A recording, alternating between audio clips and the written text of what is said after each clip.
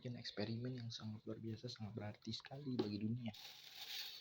Aku mencampuri minuman lemon ini dengan minuman Yanlal. Ada banyak juga yang ada request sama aku, bang, cobain bang.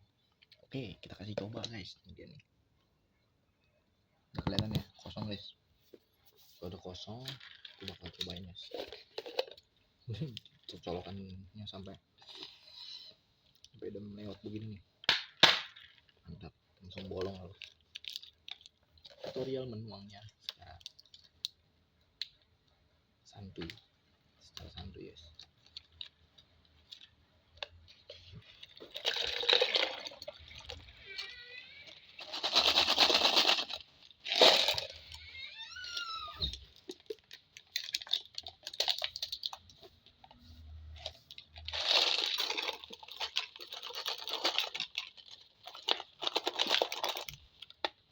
Aku juga bakal bikin eksperimen.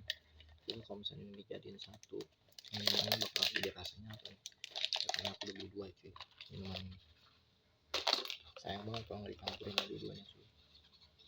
Langsung aja kita panggil satu lagi.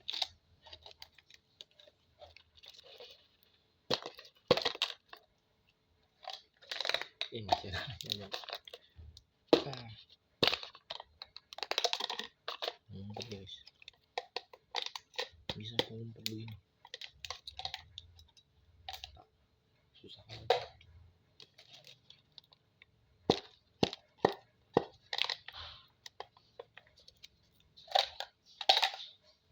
Udah sebelumnya ada ini bonus, sebelumnya ada. Kenapa dia ngomong tuh ya?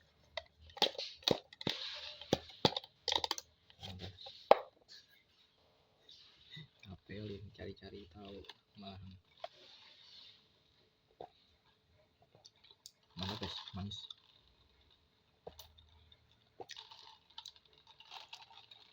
Nggak ada kekurangan sih, manis banget. Tadinya kan ada asamnya, karena ini kan lemon cuy. Tuh lemonnya cuy, mau jadi manis kan? Bingung kan anda? Saya juga bingung. Manis.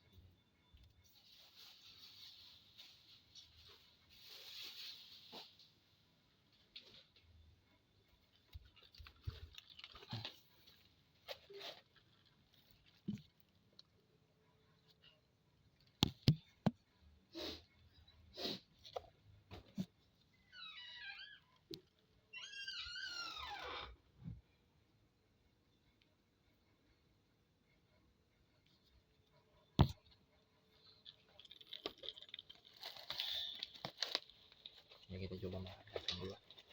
Dan mereka nggak suka makan kacang, kita asam lah.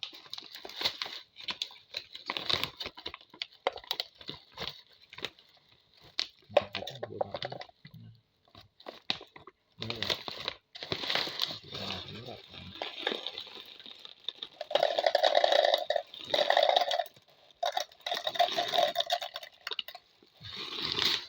Yang disebut tamatnya. Mantap, mana kelihatannya? Yang jangan banyak-banyak. Nah, ini. Mantap.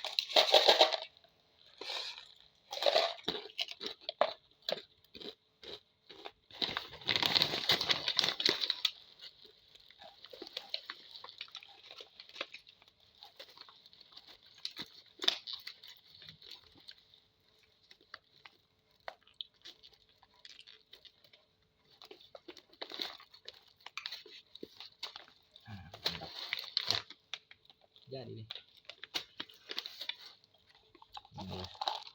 Aku coba campur aja kali ya, kacang campur lemon. Ide kerikil namanya. Mantap nih guys. Jadi ada sedotannya kayak gini guys modelnya. Lucu juga ya. Kayak apa namanya? Kayak uji lab. Alat uji lab guys. Mantap nih. Kita tusuk juga sama guys. Nah, tapi ini lebih cocoknya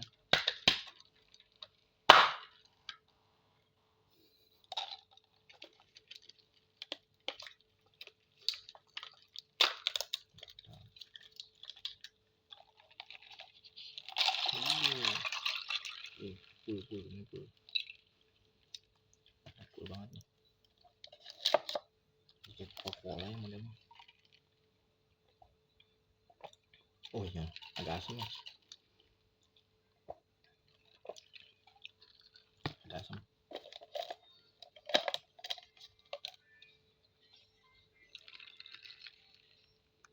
Kan di malam aku pinggang aku sakit banget tiba-tiba. Terus habis itu aku minum gini gitu.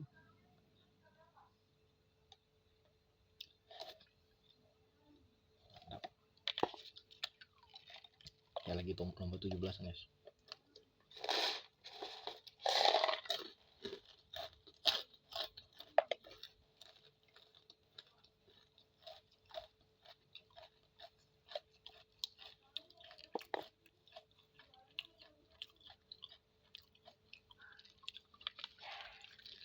Guys, ini kacangnya.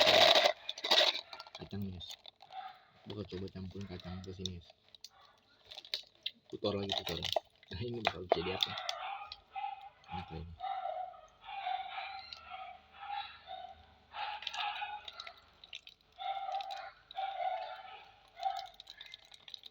Guys, cukup udah ngambang ya guys. Berarti ukuran dia kecil banget ya. Siapa gitu?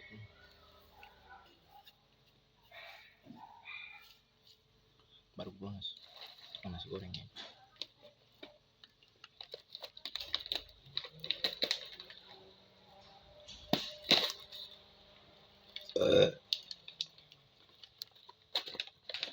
Kata orang kalau mau kacang nggak boleh banyak-banyak. Kata orang. Kata aku sih boro-boro aja ya makan kacang sama kita boleh. Gaspol. Kayak gini.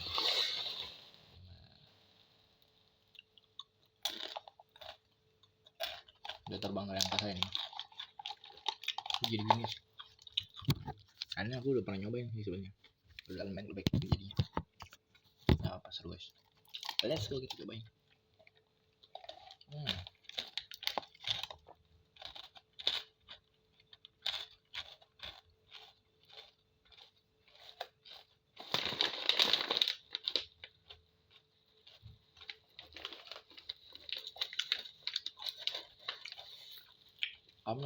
Kamu rasanya ada manis-manisnya.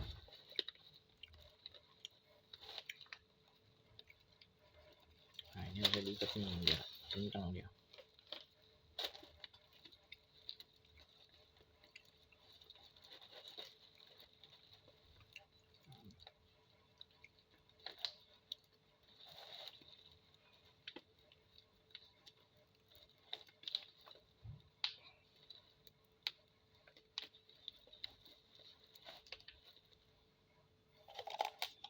Nah ini selama dia belum lama nggak bakal jadi kayak alot itu.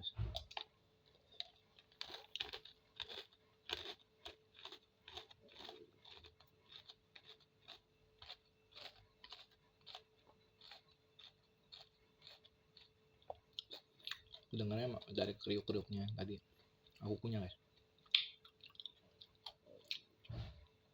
Sekarang perut yang ngaum-ngaum ya. Orang ada gitu guys.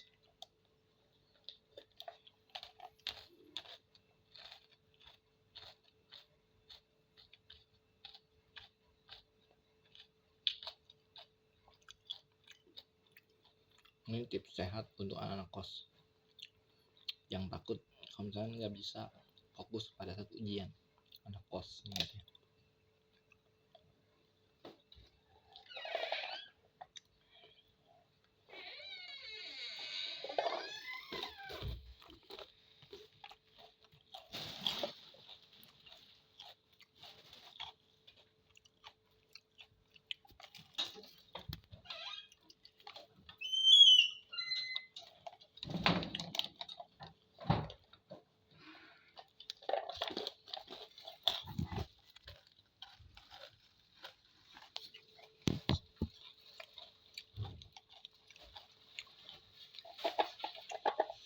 Jadi ngembang kacangnya.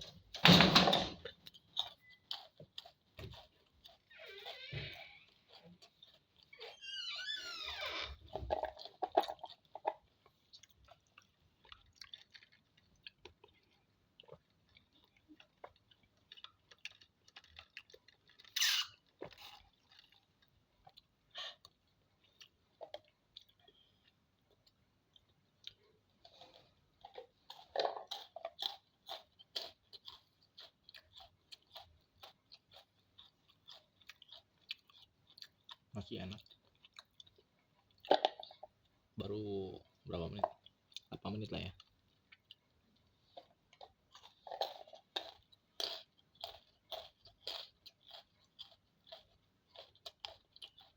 Udah agak nggak enak nih goyangnya. Tapi untuk kacangnya masih terlindung guys, makanya masih bisa terus gitu ya. Makanya kalau makan itu jangan sampai terlalu lama cuy kena air, lu bisa ngembang gitu. Namanya kacang atom, tahu bom atom, nah ya mirip lah.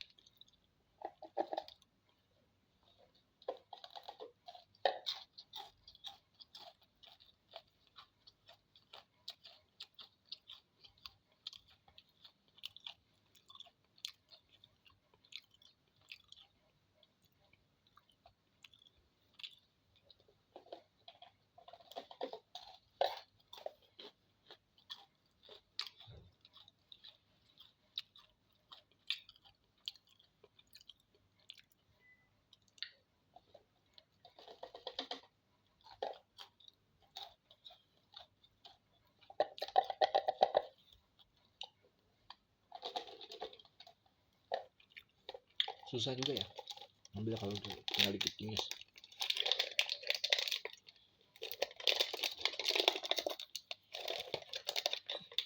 Hampir robek kertasnya. Kertas ini hampir robek tadi. Sabar bang, sabar. Jangan marah begini bang. Plastiknya udah rusak semua. Kondisi yang sangat memprihatinkan.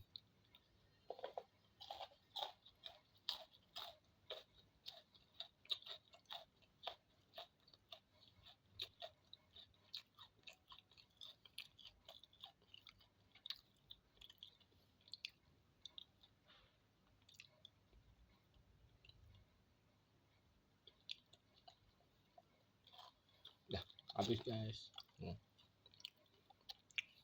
Ini udah habis loh. Ada isinya.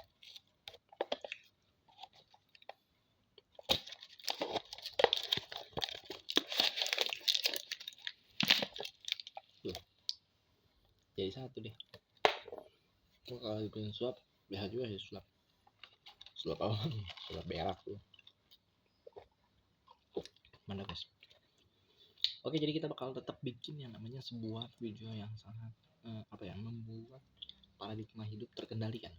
Tenang aja, ini jadi aku simpan kurang lebih 1 tahun ya. Nanti bakal jadi apa rasanya setahun kemudian. Guys, ini juga bakal aku simpan juga. Dan satuin berantem namanya. Nggak baik, harus dipisahin.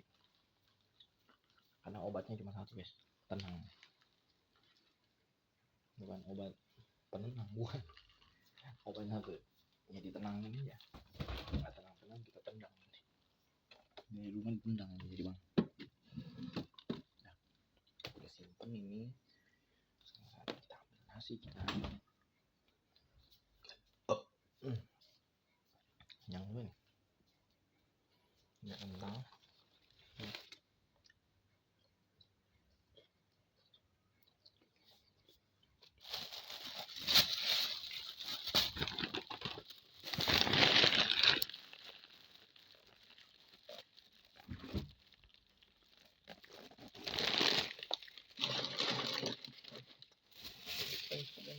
Tahu bersama dia beli sebuah martabak baru aja beli sebuah makanan yang sangat luar biasa enaknya, namanya adalah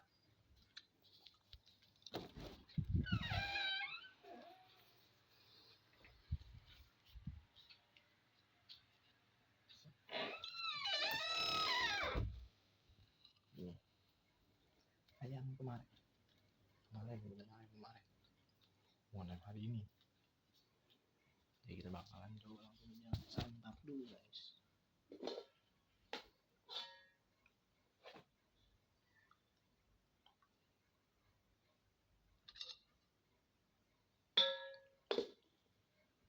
Walau kebanyakan dikit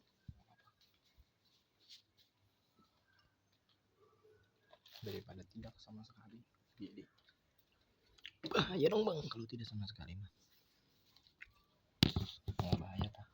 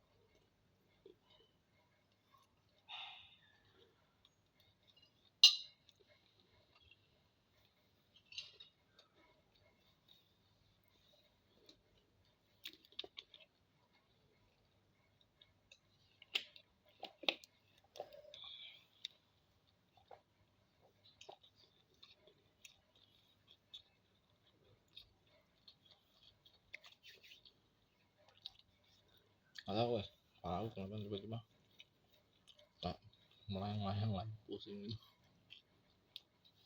Error ini.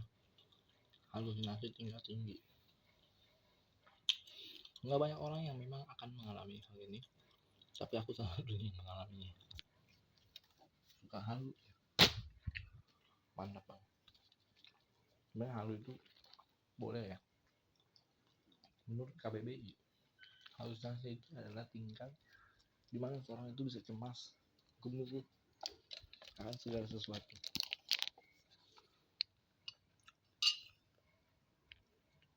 Untuk sebagian orang, Allah.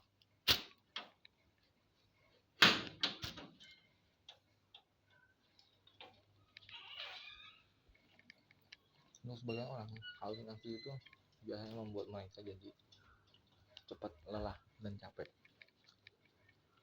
Untuk sebagiannya lagi, itulah hebohnya manusia.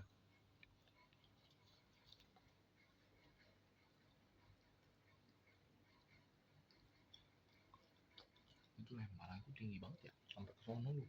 Oke. Rumahnya si Nono udah pasti. Emang iya, dia memang sebelum ini. Apa guys? Itu adalah bagian dari uji kehidupan.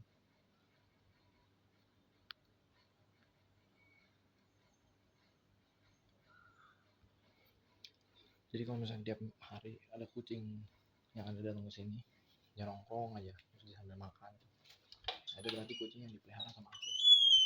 Walaupun nggak langsung masuk ke dalam rumah ya, karena aku lebih suka ngasih makannya aja. Biar dia udah gede, dia bisa mereproduksikan kucing-kucing barunya.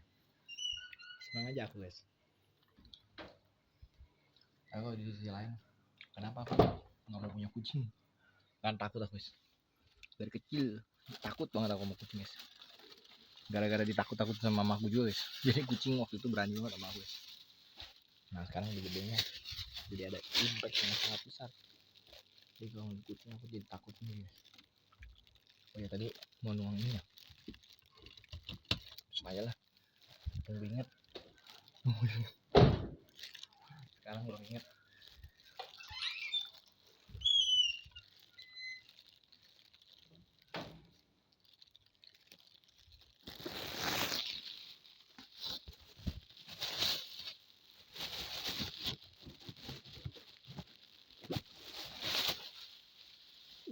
Mainnya aku beli kok jadi begini.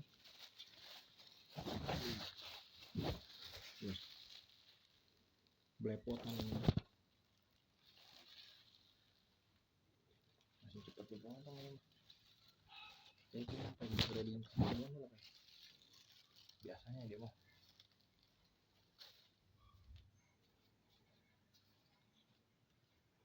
gede sih emang, cuman ya inilah yang terjadi guys. Lagi ini apaan sih topi nenek gini taruh di sini besar jadi kematangan ya. Germana kata abangnya kemarin besok bro mateng besok.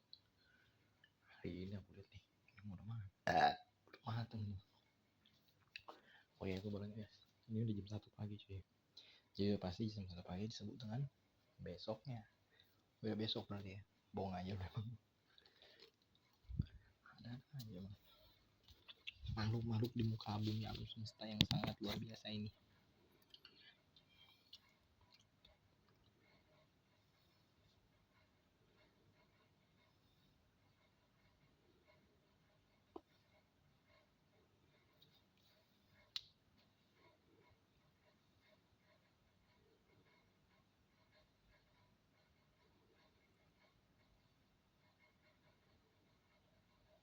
Tapi kenyataannya pada saat bisnis lagi bagus, ternyata mendadak nih saya kena satu kejadian yang saya nggak sangka, karena menurut saya cukup sehat, saya juga jaga pola makan gitu, ternyata mendadak saya kena leukemia. Gitu. Saya Reto Tara akan memandu Unfair Advantage. Bisa aja. Oke, halo, ketemu lagi di channel kita Unfair Advantage, dan seperti biasa kita punya narasumber yang luar biasa. Tapi buat semua yang baru join, silakan jangan lupa like, share, dan subscribe, dan bunyikan lonceng kita supaya Anda bisa dapat tidak ketinggalan. Setiap minggu kita akan subscribe, dan kita akan publish satu video setiap minggu. Oke? Dan hari ini bersama dengan saya sudah hadir Johan, ya. Johan banyak hal yang bisa diceritakan, saya percaya, dan ini selamat datang di channel podcast Unfair Advantage, di mana kita membahas hal-hal yang menurut orang tidak unfair. Menurut orang ini hal-hal yang seperti tidak adil, tapi kita percaya di setiap keadilan, di setiap kejelekan, di setiap ketidakberdayaan ada sesuatu yang kita bisa ambil hikmahnya, ada advantage di belakang. Ya, mungkin Johan bisa kenalkan diri, mungkin dari latar belakang, background, dan apa saja, bagaimana masa lalunya. Hai semua, kenalkan saya Johan. Ini pertama kali. Jadi background saya anak rantauan dari Jambi. Ya, jadi dulu sama saya nggak kepikiran untuk kuliah, karena pada saat dulu kan pikir sekolah kan kurang bagus nilainya, jadi nggak kepikiran. Ini kok Johan dari dulu suaranya kayak nggak ada bass-bassnya, nggak kayak orang udah dewasa gitu. Kayak masih anak-anak aja gitu bukan. Halus banget suaranya. Kuliah, jadi pada saat tanya teman-teman pada semua pada kuliah. Jadi akhirnya kan belum sempat tuh nggak kepikiran mau kerja, ya udah jadikan kuliah ini buat main. Oh, jadi awalnya kuliah untuk main-main. Iya, nggak kepikiran mau kuliah malah. Nggak kepikiran jelek. Iya, jelek nggak lu? Ranking 5 sih. Ranking 5 dari belakang. Oh iya, itu cukup bagus. Ya cukup bagus. Masih ada ranking 4, ranking 3, ranking 1 kan? Tapi saya pernah ranking 3 dari belakang. Oh, oke. Ya. Johan, kan masa lalu di kampung ya, kemudian merantau ke Jakarta untuk kuliah. Kenapa bisa jadi pebisnis? Akhirnya kan sekarang bisnisnya. Kenapa bisa pikir jadi apa merencanakan dari dulu mau jadi pebisnis atau bagaimana? Enggak sama sekali sih. Jadi pada saat dulu kan pas berangkat ke Jakarta orang tua kasih tahu. Dia bilang sesuai benar ya. Nanti kalau sesuai benar nilainya bagus, kalau bisa kerja di tempat yang bagus. Ya, jadi doktrin seperti itu membuat kita kan jadi mau nggak mau pas tamat kuliah kan pergi kerja kan. Nah, saya kerja. Tapi pas saya kerja 3 tahun, saya menyadari antara harapan sama impian saya itu kayaknya nggak bakal kesampaian. Kenapa tuh? Karena dulu kan pada saat tamat kuliah, sebelum tamat kuliah kan kita pikir, wah nanti 5 tahun bakal bisa beli mobil nih, 10 tahun bakal beli rumah nih. Saya udah 3 tahun. Seingat saya loh, baru bisa beli handphone. Jadi saya pikir antara harapan sama impian, antara kenyataan sama impian itu berbanding kali. Nah, jadi saya berpikir pada saat itu. Atau mungkin waktu itu kerja di perusahaan kita tetap mungkin. Emang kerja di perusahaan yang gajinya kecil mungkin. Saya udah pindah 4 kali sih. Oh, udah pindah 4 kali. Ya, berarti benar kecil ya. Oke. Ya, kita tahu lah pada umumnya orang kerja kan kenaikan rata-rata 10-20% ya setahunnya. Itu dulu ya. Sekarang udah nggak dapat ya. Sekarang lebih kecil lagi. Mungkin 10-20%, terus habis itu dengan skill yang terbatas, yang biasa-biasa aja, ya saya bisa bayangin sih ke depan 10-20 tahun lagi ya kan seperti apa. Tapi ini hal yang luar biasa ya, karena kebanyakan orang itu Johan mereka tidak menyadari hal itu sih kadang-kadang. Ya maksudnya lu di usia yang baru lulus kemudian baru kerja 2-3 tahun lu udah bisa menyadari tentang masa depan lu kan seperti apa, perlu jalan ini. Tapi kadang-kadang masih banyak orang yang mereka mengerjakan itu sampai berpuluh tahun bahkan baru kemudian sadar. Mungkin mereka, kalau saya bilang mungkin mereka menyadari, cuman kadang-kadang dikondisikan nyaman, dan kadang-kadang orang juga berpikir kadang-kadang nggak berani untuk melangkah. Nah, ini yang menyebabkan. Saya membuat lu waktu itu berani melangkah. Kalau saya pikir gini, pada saat dulu ya, kita kan tinggal di kos, ya kan. Nah, pada saat tinggal di kos kita lihat nih orang-orang yang udah kerja 5 tahun, ada yang kerja udah 7 tahun, kok masih tinggal di kos ya. Gitu. Nah, saya tanya sama diri saya, apakah saya mau seperti mereka nantinya? Gitu. Sedangkan kita tahu sendiri, kita kan sama-sama orang daerah tuh. Nah, kita merantau kan pasti demi kehidupan lebih baik, betul kan? Nah, jadi kalau saya pikir nanti someday nih 7 tahun kemudian, kalau saya tetap seperti ini, saya akan sama, tetap tinggal di kos, mungkin akan lebih baik, mungkin kontrak. Gitu loh. Nah, ini ya. Lu bisa berpikir seperti itu ya sih. Sebenarnya kayaknya ya kalau mau lihat dulu, guru kasih nilai jelek itu kesalahan gurunya harus bisa jadi sih. Iya, karena lu pintar sebenarnya. Ya, jadi apa itu urusan masa lalu. Oke, kemudian singkat cerita lu bisnis ya. Lu bisnis insurance kan? Oke, apa yang memotivasi lu kemudian lu kepikir bisnis insurance, enggak kepikir bisnis yang lain? Sebenarnya pertama kali nggak terpikir untuk jadi sales, marketing, terus habis itu insurance, kayaknya nggak pikir banget tuh. Kenapa nggak pikir? Saya pikir ya, kalau jadi insurance itu mesti kita ngomong. Oh, besoknya dulu lulus kerja bidang apa ya? Auditor. Jadi emang nggak ketemu orang ya? Ketemu orang. Oke. Jadi kan saya juga cukup diam sih, gitu. Jadi auditor itu kerja cuma nyari-nyari kesalahan orang ya? Iya sih. Gitu. Jadi nggak bisa lah kayak jadi ini gitu. Jadi pas ditawarin jadi insurance kayaknya nggak deh gitu. Oh, oke. Tapi pada saat sudah kerja 3 tahun, saya datang tuh, saya lihat, kayaknya boleh juga tuh, gitu. Karena saya lihat jangan pilihan lain, nggak ada pilihan lain betul. Jadi sampai dalam hidup itu kita perlu untuk ini ya, bersyukur ya. Di saat nggak ada pilihan, mungkin itu jalan satu-satunya bisa untuk kita ya. Oke. Nah, kan lu bukan orang yang bisa ngomong. Waktu pertama kali masuk, pertama kali terjun ke bisnis itu masih banyak pergolakan batin ya. Masih banyak hal-hal yang harus lu pelajari, mengalahkan diri sendiri, ya kasih, mengalahkan rasa malu, rasa gengsi, dan orang yang agak jelek di komunikasi kalau masuk ke bisnis itu kan kita perlu komunikasi. Gimana lu menghadapi tantangan tersebut? Pada saat dulu ya, saya pikir gini, setiap orang suka nggak suka, dia mesti bisa profesional di bidangnya. Itu yang saya dapatin gitu ya. Jadi kalaupun mungkin kita nggak suka dengan bidangnya, tapi kita cari makan di situ, kita harus profesional di bidangnya. Nah, itu yang membuat saya akhirnya tetap belajar, terus belajar dan akhirnya bisa gitu. Oke, lama ya proses belajarnya pasti. Lama. Oke, waktu ngalamin proses belajar itu lu merasa nggak sih pengen nyerah atau kayaknya apa yang membuat lu kemudian nggak menyerah? Kita tahu sekarang bisnis itu banyak sekali orang yang mereka coba, kan mereka kasih diri mereka untuk coba, tapi sometimes ya mereka belum sampai mahir, belum sampai belajar, mereka udah quit jalan. Kalau saya bilang pasti ya, dalam kita nggak di dunia insurance aja, semua hal yang kita coba pasti ada titik-titik di mana kita tuh mau nyerah gitu. Tapi apa yang membuat kita tidak nyerah atau kita tetap jalan? Karena ada goal yang kita mau capai. Saya ingat pada saat dulu tuh, pada saat saya kuliah, tiap kali saya pulang, saya selalu bilang sama diri saya, suatu hari saya mau berangkat di orang tua saya ke China. Suatu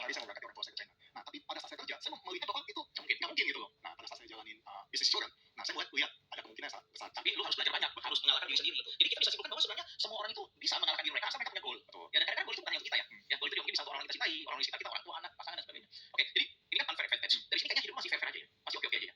Ya. Dan as time goes by, kita juga tahu lu pernah ada satu fase di dalam hidup lu di mana lu merasa itu kayaknya hidup unfair. Boleh cerita nggak? Sebenarnya di dalam hidup saya banyak kejadian-kejadian yang menurut saya unfair gitu. Contoh, saya pernah diceritain sama orang tua, sebenarnya kamu tuh nggak ada loh pada saat umur 6 bulan gitu. Karena mama pada saat itu lihat kamu demam terus bawa ke rumah sakit. Nah pas pada saat ke rumah sakit disuntik obat penurun panas. Ternyata anak ini bukan demam, jadi kena cacar air. Nah di bawah bulan kan jadi hitam kan. Nah pada saat itu mama bilang kayaknya ini nggak ada harapan. Gitu. Nah itu kejadian pertama. Kejadian kedua pada saat saya kuliah. Nah pada saat saya kuliah saya bawa motor, terus habis itu jatuh, terus dilindas kontainer. Nah itu butuh 2 tahun untuk proses kesembuhan. Wow gitu. Jadi kalau saya bilang kadang-kadang hidup memang unfair gitu. Nah saya pikir kejadian pertama, kejadian kedua harusnya udah nggak saya alamin dong. Tapi kenyataannya pada saat bisnis lagi bagus, ternyata mendadak nih. Saya kena satu kejadian yang saya nggak sangka-sangka. Karena menurut saya cukup sehat, saya juga jaga pola makan gitu. Ternyata mendadak saya kena leukemia. Gitu. Nah itu yang menurut saya kanker darah ya? kanker darah. Itu tahun berapa ya? Tahun 2008. 2008 ya, 15 tahun yang lalu. 15 tahun lalu. Itu shock dan motivasi. Jujur aja ya, saya sampai bertanya sama Tuhan, emang di dunia ini begitu banyak orang yang kenapa harus saya gitu? Kenapa harus saya gitu? Nah, jadi benar-benar nggak nyangka lah kalau itu bisa ini bisa terjadi. Itu udah merit. Itu udah merit. Anak saya masih 8 bulan waktu itu. Kebayang masih 8 bulan, ya kan anak butuh kita. Terus kondisi kita kan seperti teman-teman kan tahu ya, bahwa orang kena leukemia itu kan penyakit yang langka. Ya. Hanya 20% orang di dunia ini yang survive gitu. Nah, dari yang kena, yang survive itu 20%. 20% aja gitu. Nah, terus habis itu saya kebayang dong. Bisa jadi saya termasuk orang yang 80%, bisa jadi saya termasuk orang yang 20%. Tapi kemungkinan yang besar adalah 80% gitu. Itu yang membuat saya pikir, kok antar ya? Orang begitu banyak, kenapa saya terus gitu loh. Tapi karena kali ini udah mau dia melaut ya, dari bayi ya kan, terus kemudian pernah tabrakan di lindas kontainer, sekarang cancer gitu ya, kok hidup gitu aja. Tapi gimana waktu itu lu bisa overcome itu, bisa menangani itu? Sekali lagi ya, tadi pertama kan kita bahas tentang goal ya. Saya ingat pada saat itu kan kita kan coba banyak obat gitu loh. Jadi pertama kali mulai dari herbal dulu. Nah, saya cerita dulu nih dari herbal gitu. Nah, pada saat saya obat herbal itu kan dicoba dong banyak hal-hal yang kita ya sebetulnya kayak misalkan itu susah dimakan gitu loh. Susah dikonsumsi gitu, pahit gitu. Terus habis itu bikin enak gitu. Nah, kayak contoh gitu jus mengkudu gitu. Jus mengkudunya nggak pakai gula, mesti kita minum langsung gitu. Nah, itu kan bikin nggak tahan gitu. Jadi semua obat diminum ya, kita nggak tahu mana yang berhasil, mana yang enggak, semua dikonsumsi. Namanya kita berjuang mau hidup kan. Apapun yang tawarin, siapapun nawarin pasti kita ambil gitu. Tapi kita coba-coba itu ya, akhirnya membuat kita pikir gini loh, bukannya makin sembuh, akhirnya kondisi kesehatan kita makin turun. Nah, apa yang membuat akhirnya kita tetap optimis? Ya, saya bilang goals tadi. Saya pengen supaya anak saya nanti kalau dia besar, dia masih ada orang tuanya. Karena anak saya masih 8 bulan. Dia masih butuh anak orang tuanya. Gitu. Saya nggak mau dia tumbuh tanpa orang tuanya. Jadi itu yang membuat lu ngobatin perjalanan yang gak gampang, ya kan, melalui begitu banyak pengobatan dan menelan benar-benar literally pahit ya. Itu benar-benar pahit ya. Oke. Nah, lewatin fase itu, berapa tahun itu waktu pengobatan? Kurang lebih 1 tahun. Oh, 1 tahun itu berarti totally bed rest ya, totally di rumah sakit ya. Di rumah sakit berapa kali kemo itu? Kemo harusnya kan 7 kali, tapi saya kemo cuma 5 kali sih. Jadi saya ngalamin mujizat juga dalam hidup saya gitu. Jadi saya sangat percaya bahwa Tuhan itu ada. Jadi setiap kejadian dalam hidup kita, bukannya Tuhan tuh meninggalkan kita loh, tapi Tuhan ada bersama kita. Justru pada saat dulu ya, pada saat saya terdiagnosa itu kan saya medicalnya di Singapura. Saya tanya ya dalam diri saya, benar nggak sih sebenarnya Tuhan tuh ada gitu? Benar nggak sih Tuhan tuh adil gitu loh? Karena kenapa pada saat kejadian itu, saya pikir gini, saya pengobatan waktu pengobatan pada saat saya di lindas kontainer itu butuh waktu yang panjang banget. 2 tahun, bukan masalah panjang aja. Itu nggak kuliah ya? Nggak kuliah, jadi bukan nggak kuliah, kita jadi cuti. Nah, jadi pada saat dulu itu bukan masalah pengobatan aja, kebayang nggak sih main itu. Jadi nggak bisa gerak gitu. Iya. Nah, itu selama 2 tahun itu kita di kamar aja gitu, nggak bisa gerak, nggak bisa ngapain gitu. Nah ini yang membuat saya kayaknya waktu itu cukup berat ya. Ini sekarang kenal lagi. Nah itu bisa kebayang nggak sih gitu. Jadi saya tanya, benar nggak sih sebenarnya Tuhan tuh ada gitu loh. Tapi percayalah bahwa seberat apapun kondisi kita, sesulit apapun kondisi kita, Tuhan itu punya rencana dalam setiap hidup kita gitu. Nah makanya pada saat saya bersyukur sih pada saat justru pada saat ngalamin hal ini, saat terberat saya masih pegang teguh bahwa Tuhan tuh ada gitu. Apa momen yang kemudian bisa membuat lu yakin bahwa tanda kutip ada hikmah di setiap unfair dalam hidup kita? Apa ya? Bahwa Tuhan itu ada. Pada saat inilah, pada saat saya kena di lindas kontainer kan kata dokter kan kondisinya nggak memungkinkan untuk jalan. Oh, udah diangsa lumpuh? Iya, udah pasti lumpuh. Karena kan fungsi tubuh saya dari kaki, dari pusat ke bawah itu tuh, ya itu sudah ini kehilangan fungsi gitu loh. Jadi benar-benar nggak bisa bergerak. Jadi 2 dokter udah bilang kemungkinan anak ini cuma 2. Waktu itu umur saya 20 tahun. 20 tahun. Iya. Kemungkinan pertama adalah mungkin yang terbaik adalah pakai kursi roda. Oh, masih mending tuh. Tapi kebayang nggak sih umur 20 tahun kita kemana-mana pakai kursi roda. Itu reaksi orang tua gimana waktu itu? Nggak bisa terima. Tapi mau gimana? Gitu. Kondisi kedua adalah tidur aja. Nggak bisa digerakin, tidur aja gitu. Nah jadi bayangin loh kondisi seperti itu. Tapi akhirnya saya hari ini masih bisa lari. Hari ini saya masih bisa apa salah didiagnosakan atau enggak sih. Saya cuma bilang di dalam hidup ini selalu ada keajaiban. Ini unik juga guys. Ini sebenarnya unik juga ya. Karena ini dilindasnya dalam bentuk apa kita nggak tahu ya. Unik juga nih karena pernyataannya si Koko Johan ini, dia tiba-tiba dapat mujizat. Karena kan ada orang yang bukan lumpuh ya, patah gitu habis dilindas malahan. Ada yang memang kondisinya memang dia masih masih tertolong, yang kayak gini masih tertolong. Makanya kelumpuhannya berapa persen yang kita harus tahu dulu. Dia nggak ngomong sih, jadi bingung aku juga nyimpulin orang yang punya pembicaraan. Tapi memang Tuhan tetap baik lah sama hidup dia gitu ya, sama hidup kita semua juga. Oke, nah kita balik ke ini. Jadi waktu lagi cancer itu kan bisnis lagi jalannya, lagi oke-nya ya. Terus kemudian 1 tahun, berapa tahun pengobatan?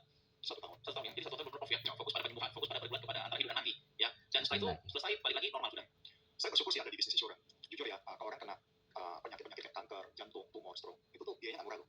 Saya kalkulasi ya, setiap bulan itu biaya saya nggak kurang dari 150 juta. Setiap bulan. Itu pengobatan di Indo atau di Indonesia? Di Indonesia ya. Kebayang nggak sih 150 juta itu belum masuk biaya hidup kita. kan mesti bayar KPR dong, mesti bayar cicilan mobil dong, mesti biaya anak sekolah dong, gitu. Itu pengobatannya 150. Berarti 1 tahun itu hampir 2M, 1,5 2M. Iya, kurang lebih segitu gitu. Kebayang nggak gitu. Jadi kita ada di bisnis insurance. Pada saat itu kan saya benar-benar off. Kenapa off? Karena memang saya punya kerjaan cuma di rumah, rumah sakit aja. Gitu bolak-balik rumah sakit aja ya. Karena kan kemoterapi itu kan pada saat sekali masuk ruang kemo itu kan masuk ruang isolasi. Butuh 30 hari di dalam ruang kemo. Nah, bagaimana melakukan aktivitas gitu. Nggak bisa kerja. Nah, setelah keluar juga nggak bisa aktivitas. Kenapa nggak bisa aktivitas? Karena kan drop badannya. Jadi benar-benar saya concern gitu pada pengobatan. Jadi off dari bisnis. Ya, saya off dari bisnis. Nah, saya bersyukur kenapa pada saat saya off justru bisnis ini malah grow gitu. Makanya saya bilang ya kalau kita punya bisnis harusnya punya dua hal ini. Pertama harus ada sistem. Kenapa? Karena pada saat saya benar-benar nggak bisa concern, nggak bisa fokus, dengan ada sistem kan bisnis jalan terus. Kedua, harus sistem ada, harus ada satu lagi jaringan. Karena tanpa jaringan bisnis juga nggak bisa grow. Gitu. Nah, Jadi ada timnya, ada orang-orang yang bersama-sama bekerja dengan sama-sama bekerja sama kita. Ya, sehingga tanpa kita pun bisnis tetap tetap running gitu. Dan saya lihat ya pada saat dulu ya pada kondisi-kondisi lagi pengobatan, harusnya kan kalau kita ngomong kita mungkin kerja atau kita ngomong kita bisnis gitu, harusnya bukannya income-nya terganggu ya. Iya, normalnya begitu ya. Normalnya begitu. Misalkan konsentrasi sudah buyar dan nggak di take over sama sekali, nggak di handle sama sekali kan? Justru hebatnya apa? Pada saat saya off, bisnisnya bukan sekedar diam di tempat ya, tapi bisnisnya bertumbuh. Ada kenaikan terus naik. Nah, saya pada saat dulu ya kita kan nggak inilah ya, bukan bercita-cita untuk masuk ke dunia bisnis insurance lah ya. Pada saat dulu pikir ya udah coba jalanin aja. Tapi pada saat kita ngalami, benar-benar kita ngalami ada kejadian sendiri nih. Kita lihat oh ternyata benar loh bisnis ini. Sistem jalan, terus jaringan jalan, jadi income naik terus gitu. Sehingga kita orang lain kenapa? Oh ya satu lagi. Menurut saya ada dua hal yang membuat orang kena sakit kritis akhirnya meninggal. Kenapa tuh? Pertama dia nggak bisa terima sakit. Dia nggak bisa berdamai dengan diri dia. Dia deny ya, nggak mau fight. Kedua, coba kita lihat ya, kita masing-masing punya orang tua. Ya. Orang tua kita biasanya kalau dia kena sakit, biasanya udah parah dia kasih tahu. Sudah nggak tahan akhirnya dia kasih tahu. Karena nggak mau nyusahin. Berarti kan masa biaya dong. Iya. Benar nggak sih? Nah, menurut saya dua hal ini aja. Pertama dia nggak bisa terima. Kedua dia juga nggak bisa terima biaya. Gitu. Itu yang menyebabkan orang nggak survive. Kalau saya pada saat itu kan tiap bulan itu kita butuh loh 150 juta untuk pengobatan. Iya. Di luar cicilan dia hidup. Salah satu menurut saya kenapa bisa survive ya. Saya satu hal yang saya pikirkan masa biayanya. Karena benar-benar konsen di pengobatan, karena income sudah generate income dengan bisnis yang cukup oke, ya kan? Income udah cukup untuk bisa cover biaya dan biaya hidup udah nggak pikir fokus untuk penyembuhan aja. Masuk akal ya. Dan seharusnya ini bisa jadi cerita ya, jadi story ya. Ya, banyak hal unfair dalam hidup kita yang kemudian bisa jadi cerita dan ini jadi story untuk diceritakan pada anak cucu nanti. Betul. Oke, jadi 2009 comeback, 2010, 2009. Terus sampai sekarang. Sampai sekarang hidup udah fair. Iya, karena udah kebanyakan unfairnya. Oke, mungkin Johan kita mungkin akan kan Johan punya tim besar ya. Kita tahu salah satu yang mega builder, ya salah satu yang punya cukup besar di bisnis sekarang ini. Apa sih kuncinya kalau boleh tahu yang bisa membuat Johan dengan begitu banyak hal unfair yang dalam hidup yang lu alamin kemudian transformasi seperti sekarang? Menurut saya hal yang kita perlu lakukan terutama anak muda ya. Anak muda ini kan pertama kita pasti kalah sama senior kita. Ya kan kalau dari skill kita kalah karena mereka kerja lebih menjulang ya. Terus kedua modal kita juga kalah. Kenapa modal kalah? Mereka pasti nabung duluan, kita belum nabung gitu. Nah, yang ketiga, kalau kita sebut dengan faktor keberuntungan. Kalau saya cek diri saya sendiri gitu. Saya bukan tipe orang yang beruntung gitu. Ya, jadi banyak apa sih? Iya, jadi menurut saya di bidang hidup saya yang punya cuma dua. Pertama, rajin itu di dalam kontrol saya. Ya, rajin itu di dalam kontrol saya gitu. Terus kedua, sebagai anak muda kita harus semangat. Jadi semua modelnya rajin dan semangat. Karena kita punya uang nggak punya. Nggak ada kawan pengalaman kalah dari orang kita kalah gitu loh. Jadi ya apa yang membuat kita akhirnya kita keluar sebagai pemenang? Ya saya pikir pertama sebagai muda kita harus semangat. Terus kedua kita mesti kerja keras. Itu akan mengalahkan orang rajin, itu akan mengalahkan orang beruntung, itu akan mengalahkan orang yang punya modal banyak. Wow, ya kita dapat banyak insight ya hari ini ya. Benar-benar banyak advantage yang bisa diambil dari kehidupan yang nggak fair ya, dan apa pesan yang disampaikan kepada tim sehingga bisa jadi sekarang. Kita tahu semua pasti mau bisnisnya besar, Johan. Semua pasti mau bisnisnya berkembang. Ya, tapi nggak banyak orang yang finally bisa kemudian bisnisnya besar seperti yang mereka mau, bisnisnya berkembang seperti yang mereka mau, ya kan. Beberapa hal berbeda yang lu lakukan yang tidak dilakukan orang lain selain semangat dan tadi kerja keras. Saya sering ajak di tim saya kebetulan banyak anak muda. Saya sering ajak diskusi sama mereka. Saya bilang sama mereka, kita ini mungkin termasuk lahir tidak beruntung. Kenapa? Sebagian orang pada saat tamat kuliah tinggal telepon orang tuanya. Telepon orang tuanya terus dikasih bisnis, mungkin dikasih modal. Nah, kebanyakan dari kita nggak punya itu gitu loh. Jadi apa yang kita bisa lakukan? Yang kita bisa lakukan adalah pada saat kita udah tamat kuliah, berarti tongkat estafet yang orang tua sudah lari nih dari umur dia pasti kita suka nggak suka gitu. Nah, jangan sampai gini loh, kita membuat generasi yang lama. Apa itu generasi yang lama? Mereka akan pensiun pada saat orang tua anaknya siap. Nah, saya menggantungkan hidup anak. Iya, saya nggak mau kayak gitu. Nah, saya kasih tahu mereka apa yang harus kita lakukan. Kita harus ubah ini semua gitu. Jangan ulang cerita yang sama. Nah, kita lihat deh dengan yang kita sekarang kita punya. Apa yang kamu bisa lakukan untuk mencapai apa yang kamu mau gitu. Mungkinkah kita bisa punya modal? Ya, bahkan terus habis itu apakah kamu punya satu keahlian yang akhirnya bikin kamu sukses? Enggak juga kan? Ya, nah, ini kita punya satu kesempatan. Dan ini kalau saya bilang mungkin satu-satunya kesempatan terakhir. Nah, pakai ini. Saya bilang mungkin kamu bukan jadi yang terbaik, tapi pada saat kamu ada di sini, kamu keluar, kamu termasuk orang lumayan kan. Karena mungkin yang dibutuhkan sebenarnya dalam bisnis kalau kita lihat itu benar. Ya, nah, ini kita punya satu kesempatan. Dan ini kalau saya bilang mungkin satu-satunya kesempatan terakhir. Nah, pakai ini. Saya bilang mungkin kamu bukan jadi yang terbaik, tapi pada saat kamu ada di sini, kamu keluar, kamu termasuk orang lumayan kan. Karena kalimatnya nih, pas kamu keluar, kamu bisa jadi orang yang lumayan kaya. Nah itu guys, kalimat lumayan kaya ini yang bikin orang akhirnya jadi lucu gitu. Dulu sih 5 tahun 100 juta nih sebulan, gue inget ya. Tapi ada beberapa kalimat yang lumayan bisa bikin orang jadi apa ya, keblinger ya. Lumayan. Mungkin yang dibutuhkan sebenarnya dalam bisnis kalau kita lihat itu resources yang kita mau compare dengan orang-orang lain itu semua kita punya ya. Cuma mereka tidak menggunakan sumber daya yang mereka ada, tidak memaksimalkan. Ya. Nah, kan kita bicara kalau sukses itu kan biasa musuh paling berat itu kan comfort zone ya, zona nyaman ya. Kita tahu namanya bisnis itu kan tergantung orang lain, ya, tergantung kita. Artinya kita mau seberapa besar kapasitas kita dalam kita yang tentukan. Kita mau melebarkan sayap selebar apa tergantung kita yang mau tentukan. Apa yang membuat lu tetap melebarkan sayap sampai hari ini? Which is kalau kita bicara income mungkin sudah jauh sekali, nggak ada yang bisa bayar dengan di corporate atau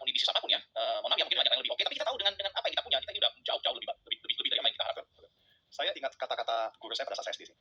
Kita kan dulu kan sekolah termasuk orang yang akal ya. Jadi sekolah duduk di belakang. Nah biasanya duduk di belakang tuh repot tuh. Jadi orang guru suka bilang gini, berteman sama orang pintar kamu jadi pintar.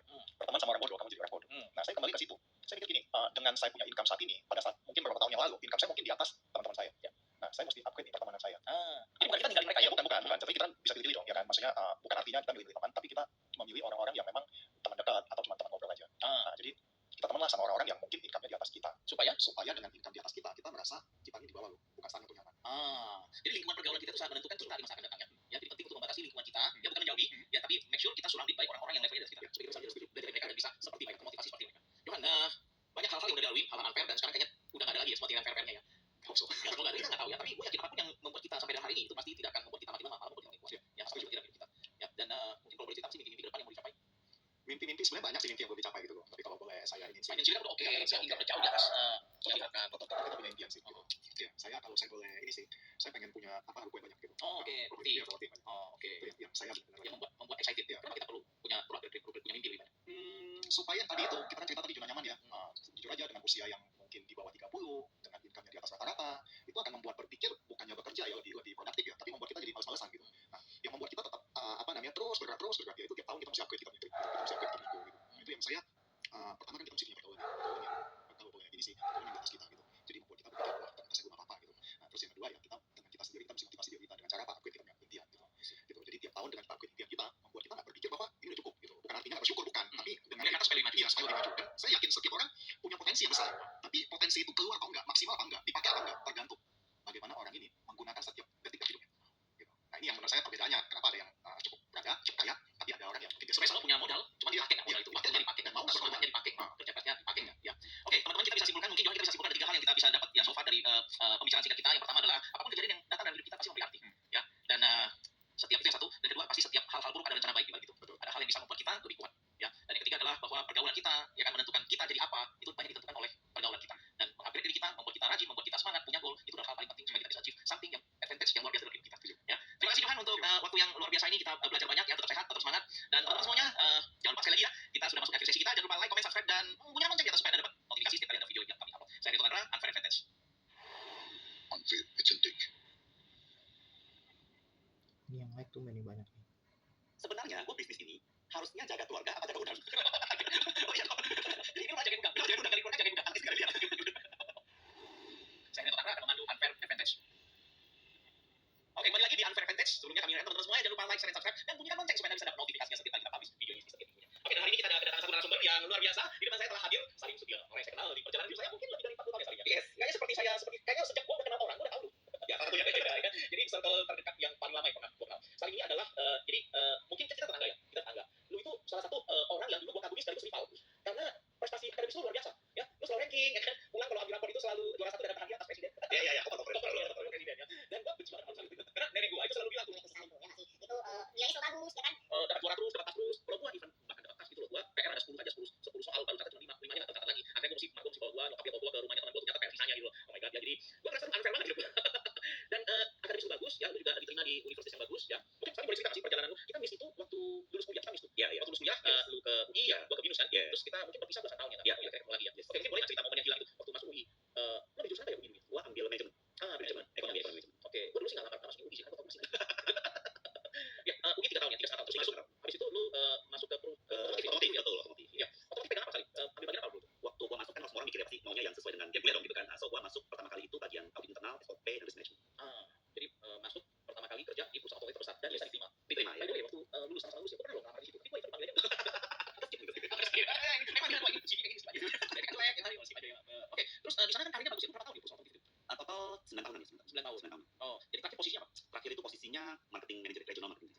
Lu tau gak sih waktu lu lagi kerja di perusahaan otomotif itu kan nyokap kita masih ketemu tuh, malu masih ketemu di pasar begini ya sih. Jadi ketika rumah gua pulang, dia cerita wih Salimnya sekarang udah dipromot ini loh, udah dipromot itu. Kan lu kan cepat sekali ya. Ya, kayaknya beberapa tahun udah manajer atau apa gitu. Iya, waktu itu masuk kan MT supervisor, Manajer training, as supervisor levelnya masuknya. Kemudian 2,5 tahun promote menjadi regional finance admin manager. Waktu itu pegang wilayah NTB ya. Waktu manajer di umur 24, 25 gitu. Lu pasti mengepalai orang-orang yang jauh lebih tua ya. Iya. Wow, ya. Mulai kesini apa sih menurut lu yang mungkin bisa saya buat penonton kita ya? Apa sih yang lu lakukan yang kemudian bisa membalap karir orang-orang yang lebih dulu lebih senior?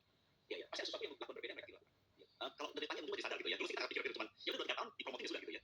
Kalau pikir memang waktu itu yang promotin gua itu kalau di company besar itu yang promote itu bukan atasan langsung. Oh ya. Jadi atasan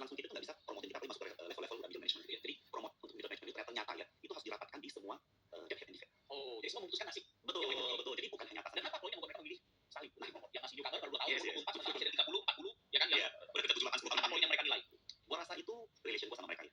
relation So, waktu itu gua kerja pasti lah ya, kita kerja itu the best gitu ya. Tapi waktu itu karena gua bagian audit internal, jadi kan kita mesti mempresentkan problem findings gitu ya. Dan sebelum present itu gua harus keliling dulu nih ke semua defend dan defend nih untuk ngomongin, Pak, Bu, ini loh, kita ada temuan seperti ini di region ini, di cabang ini, segala macam gitu kan. kalau boleh itu bisa bekerja sama dengan tim Iya, komunikasi yang baik dengan tim iya. Dan gua tidak menolak untuk waktu disuruh, Salim, kamu ketemu dong sama defend ini, ngomong dulu. Ketemu defend ini dong, karena itu kan semua atasan semua berbeda di tempat lain. Jadi gua pikir, ya harusnya memang kalau harus lakukan ya gua take that responsibility. karena banyak orang yang bekerja itu merasa bahwa gua kenapa sih mesti kerja ekstra mile Betul. itu kan bukan tugas gua Dan mereka sungkan, ada ketemu atasan-atasan sungkan. Takut orang takut gitu. oke jadi kalau dikasih tanggung jawabnya lebih kita berani ambil Ambil aja. ya berani ambil ya kalau memang harus belajar lagi Betul, apa ya kan betul. terus mesti bisa ngerangkul Yes. ya ngerangkul Masalah ngomong salah pernah gitu. Oh. Pernah diomelin enggak? Sering juga sama atasan-atasan lain gitu ya. Tapi ya menurut gua semua itu harus diambil untuk pelajaran gitu. komunikasi oke terus di usia yang lu mungkin manajer waktu itu dengan usia muda dengan punya cakupan yang begitu luas kan karir lu bagus sekali ya terus kemudian lu 8 tahun ya 8 tahun kemudian keluar dari industri itu kenapa berpikir pindah industri biasa kan udah performa bagus udah nyaman dia pindah industri Iya, iya, betul. Jadi waktu itu gua tidak pernah berpikir bahwa ngapain ikut dari company itu ya. Jadi ceritanya adalah waktu itu gua ditawarin dengan beberapa kali tawarin artinya sudah saling ayo lah gitu maksudnya gitu ya. Jadi gimana tuh dari finance admin manager kan sudah pindah ke marketing regional manager dan gua diminta untuk pegang menjadi kawil kepala wilayah. So itu udah regional head. Jadi regional head itu membawahi finance admin, marketing, service, spare part dan sebagainya gitu. Jadi megang semua departemen dan region. Nah, sebenarnya gua tidak keberatan dengan promote itu, tapi problemnya adalah kalau gua take that chance, gua harus berpindah keluar kota. Gitu. Jadi dari Jakarta gua akan pindah lagi ke cabang regional lainnya. Sedangkan pada saat itu gua sudah married dan punya anak gitu. Gua rasa gua dihadapkan pada satu situasi yang apakah gua akan memilih keluarga atau memilih karir. Gua rasa itu sangat unfair sih walaupun kalau kita mau kalau kita take dua-duanya gitu kan. tapi in life sometimes you have to choose Betul, ya kan betul. mungkin waktu dulu single masih oke lah Ya, ya, betul. oke. Waktu single oke pindahin ke daerah mana Terus itu kalau negosi itu nggak bisa dinego ke perusahaannya bahwa gue udah nego gue kan performa bagus dia ngasih semua job yang dikasih gue extra mile boleh ngasih gue nego untuk nggak bisa Actually mereka accept negonya gua. Jadi mereka udah datang beberapa kali dan gua bilang, "Oh, gua masih ada anak masih kecil nih, jangan sih gua sini dulu ya." Gitu ya. Dan Keluar harus bilang iya, 12 dan itu kan. Oke. Terus tahun depan datang lagi. Oke, Salim. Gua udah gede. Bisa pindah dulu. Nah, sampai ada satu pertanyaan ultimate ya. Pertanyaan ultimate itu dari CEO-nya gua ya. CEO Iya, ya iya, dia bilang gini, "Salim, kalau lu nggak mau promote, terus lu mau cari apa di sini?" Gua rasa iya juga lah ya. Kalau gua telat promote terus, benar sih, memang gua bisa stay ya dengan di position itu. Karena mau promote, tapi gua stuck. Terus what for gitu loh, kalau kita kerja tapi tidak ada karir. Nah, itu mengingatkan gua dengan beberapa orang ya yang gua lihat mereka udah dead.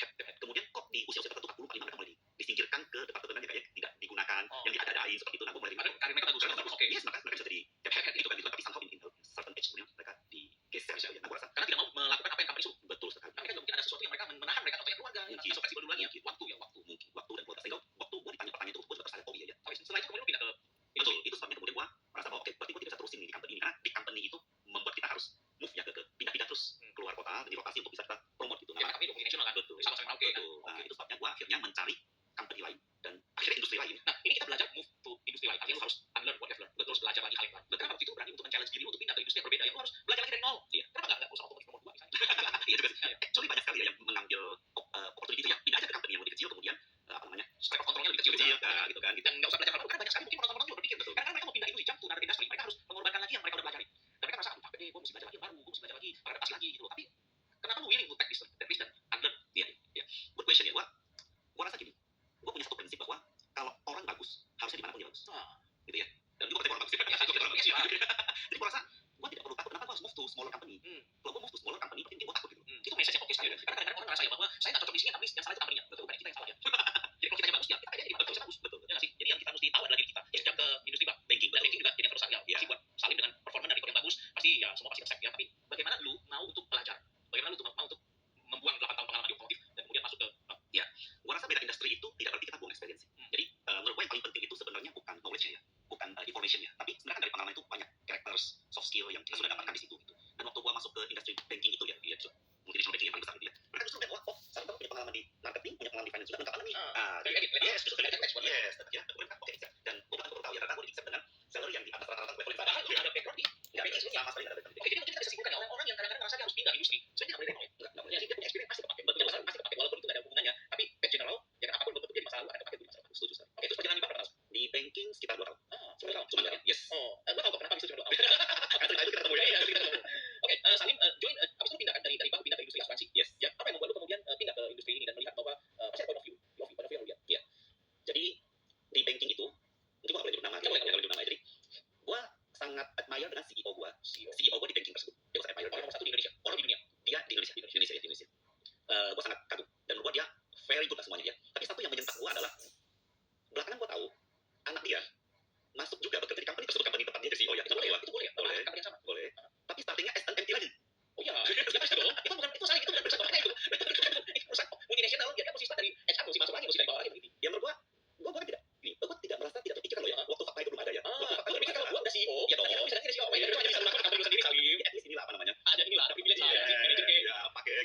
ganti lagi. Aja masuk sama kan level di bawah gua ya profesional aja gitu kan gitu loh. Nah, aku ngeliatin, wah, kalau gitu what's the point untuk jadi CEO? Iya, karena kita nggak bisa mewariskan jabatan kita pada anak. Itu kan awal bisnis. Iya, posisi ya. Oh, Punya gue dari ya. situ ya. Punya gue ya. Jadi bagus kadang mungkin teman-teman atau penonton kita yang ada di luar juga merasa kadang nggak sadar akan hal itu. Dan butuh 10 tahun untuk menyadari diri sendiri. Sampai sadar berapa tahun itu? Ya, 10 10 tahun, 11 tahun. fakta itu. Oke. Di fakta itu enggak kerja juga enggak sadar. Jadi penonton kita yang hyper bisa ngerasa bahwa oh iya benar juga ya. Nanti gue udah ngejar karir sampai tinggi nih, atau anak gue juga bisa dapat apa-apa. Gue mesti mulai dari bawah. Ya itu enggak terpikirkan sama sekali, karena kan waktu itu yang kita pikirkan karir secepat-cepatnya, setinggi-tingginya kan gue aja pikir Ya. enggak pernah terpikir anak gue itu sih mulai dari awal sih apa Karena CEO mesti reaktif. betul. Ya itu udah mengganggu gitu. Itu sudah mulai Merasa bahwa unfair banget. Ya, gue selama ini gue udah terus anak gue gak ada privilege apa-apa. betul. Ya nggak sih? Dan gue itu unfair banget kenapa? Karena untuk jadi CEO itu enggak mudah. Ya, jadi mesti nyingkirin banyak lah. Dia mesti bersinar di antara ribuan. Betul. Dan dia harus menghandle sedemikian besar company, banyak orang dengan omset yang sangat wow gitu kan. Tapi dia very good. Tapi kok Gak ada privilege. nggak privilege. Sejak itu lu merasa bahwa gak bagus di dunia corporate atau gimana? Gue mulai merasa bahwa kalau gitu pertanyaannya adalah benarkah karir yang menjadi utama yang harus gue kejar?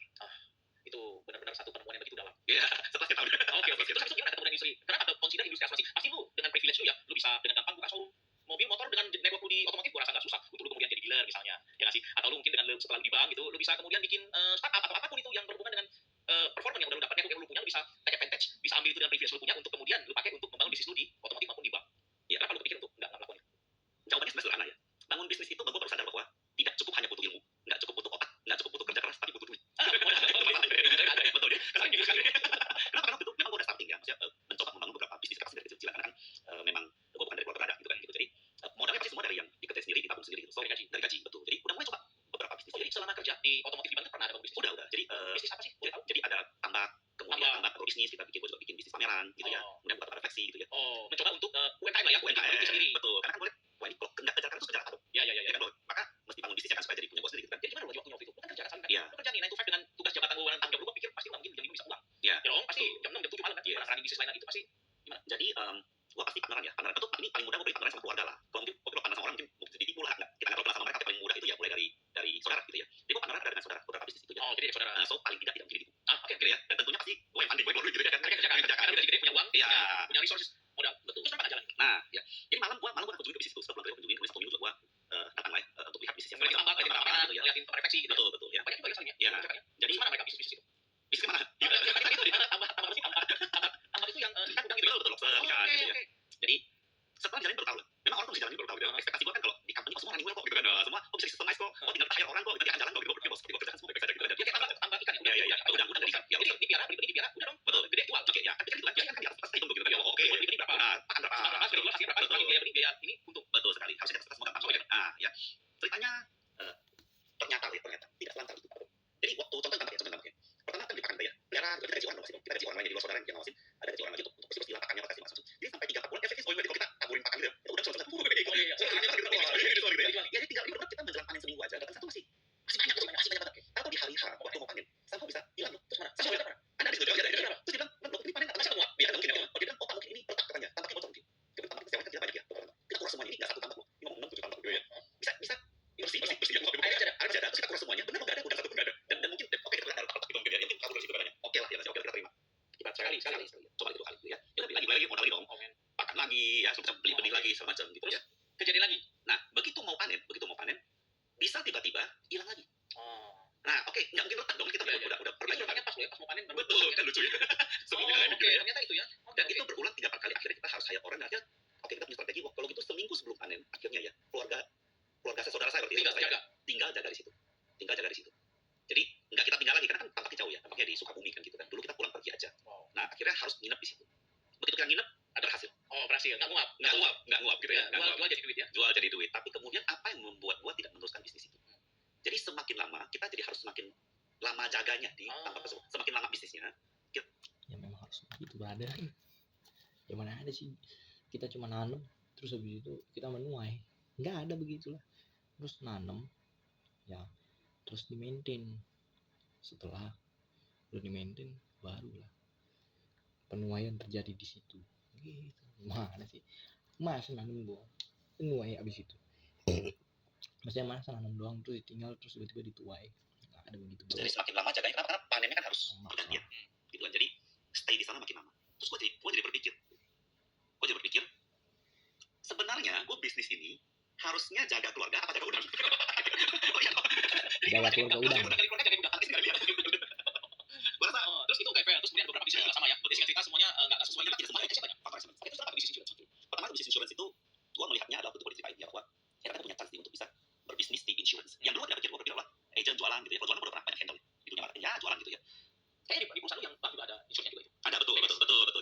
banking itu gue handle semua funding ya. Jadi semua funding itu terdiri dari produk saving, produk deposito, insurance, investment, yaitu semua gue handle gitu. Nah, di situ cerita menariknya adalah kalau buka bank kan mungkin karena modalnya terlalu gede gitu ya. Nah, ternyata kalau di insurance bisa buka bisnisnya tapi tanpa modal. Dia tetap bisa menjadi bisnis tanpa modal gitu ya. Advantage-nya di situ. So, terus gue berpikir, wah hitung-hitung kalau gue di banking gue jual insurance juga, tapi kan gue dapat komisi memang kan. Tapi kok gue hitung-hitung komisi yang gue dapat kalau gue kerja di company ya, di banking itu dengan gue langsung menjadi si pelakunya itu jauh banget hasilnya. Nah, karena kalau satu kan perusahaan mesti take profit dulu dong. Perusahaan take profit, jualan take profit, baru dia kasih salary. Betul. Kalau ini kan karena lu yang jalanin bisnisnya, the whole profit taken by you. Betul. Di situ aku sebenarnya punya fakta juga. Kenapa bisa nggak? Karena semua variable kan. Oke, Salim, kan belasan tahun nih lu meniti karir dari bawah, yang ngasih terus kemudian cepet banget ya. Income juga pasti oke, yang ngasih ya no wonder lu bisa bisnis ini, bisnis itu kan. Gaji, income, mungkin bonus ini itu. Dan kemudian begitu masuk ke sini beda loh dengan lu bisnis di luaran. Bisnis luaran lu masih kerjakan, bisa invest. Kalau di sini kan lu mesti mulai dari nol dan men-sacrifice, mengorbankan belasan tahun yang kalian dulu bangun gitu loh. Apa yang buat lu kemudian pede? Apa lu punya proyeksi? Gue bisa punya berapa tahun lagi atau gue bisa mengcover ini semua dalam waktu berapa tahun? Apa yang ada di pikiran lu gitu? Oke, jadi kan ini bisnis bukan pertama kan. Walaupun memang sebelumnya gue sambil part-time istilahnya gitu ya, bangun bisnis. Tapi setelah beberapa tahun di situ gue sadar bahwa kita bangun bisnis itu actually ya harus kita yang serius, harus gue yang serius. Jadi tidak bisa gue membangun bisnis tapi gue percaya pada orang lain. Ya akhirnya kayak itu, tapi udah hilang gitu. Oke. Uang hilang apa semua harus take responsible atas bisnis kita sendiri. Betul. Jadi kalau gue tidak handle itu bisnis langsung, gue cuma mau chip in dan gue kasih ke orang lain, akhirnya sebenarnya skill gue kan sudah terpakai, experience gue semua nggak terpakai. Gue berharap hanya dengan gue deliver tapi nggak gitu. Cuma pakai uang aja. Betul. Taruh uang, tapi faktor X yang membuat itu nggak jalan itu banyak. Jadi harus put your skill into beri all in all out. Betul. Baru semua skill experience. Tapi itu berbeda dengan waktu lu mulai di awal, saling lu nggak punya anak, lu nggak punya biaya. Itu orang kan berpikir 2-3 kali loh untuk kemudian bisa lu udah sendiri lagi, ya kan udah punya anak, ya kan udah punya tanggungan dan semua expense sudah gede, lifestyle juga pasti naik, gaji naik. Nah itu cover itu semua gimana sih untuk mengkonvinsi itu kemudian switch ke industri asuransi? Bersyukurnya istri gue juga masih kerja gitu. Istri masih kerja dan memang istri dari satu tempat kita discuss bareng ya, kita suami istri discuss bareng untuk memutuskan ke depan kita mau kemana sih. Jadi waktu itu memang kita sudah consider bahwa kayaknya kita nggak bisa seumur karir terus karena bercermin dengan yang adik gitu ya, bahwa at the end sebenarnya apa sih kita punya, apa at the end apa yang kita bangun gitu. Jadi kita sudah sepakat bahwa pada akhirnya kita harus bisnis, tinggal bisnisnya apa gitu kan, dan untuk kita lepas waktu itu salah satu tadi gue lepas duluan gitu ya, kita ada spare, masih ada cadangan uang gitu 1 tahun gitu, kita akan try bahwa oke dengan kita kerja full benar-benar 1 tahun kita bangun di sini berhasil nggak sih gitu. Jadi modalnya itu adalah sebenarnya hidupnya itu ya, dia hidup 1 tahun itu. Tapi kalau modal bisnis yang lain kan kita perlu cipin uang. Di sini cipin uang itu adalah berupa dengan 1 tahun ini lu punya spare of income yang bisa untuk menghidupi sama 1 tahun ini dia hidup. Betul. Which is sebenarnya menurut gue ya harusnya bisnis yang lalu juga harusnya juga resign sih. Kalau gue mau benar-benar full bahwa bisnis juga handle apa enggak, harusnya semua sama aja. Iya. Bukan buat insurance gue ya, mau tampaknya gue, mau refleksinya gue, harusnya kalau gue mau benar-benar membangun bisnis itu harusnya gue juga kita bisa ada value added di bisnis itu. Betul. Skill terpakai. Betul sekali. Jadi gue rasa insurance itu pertaruhannya sebenarnya kecil. Karena gue pertaruhannya hanya biaya hidup. Tapi gue tidak perlu pertaruhan modal, pertaruhannya itu banyak. Gue harus keluarin sewa, gue mesti renov. Iya banyak sih. Itu bisa ratusan gitu, ratusan juta gitu. Nah ini cuma dan itu otomatis biaya juga. Jadi pertaruhannya gitu kan. Dan kalau di sini menurut gue jadi pertama jauh lebih kecil. Itu yang pede. Itu pertama. Kedua kan menurut gue harus kalau dalam 1 tahun gue tidak sukses gitu ya. Kan selalu ada kemungkinan fail kan.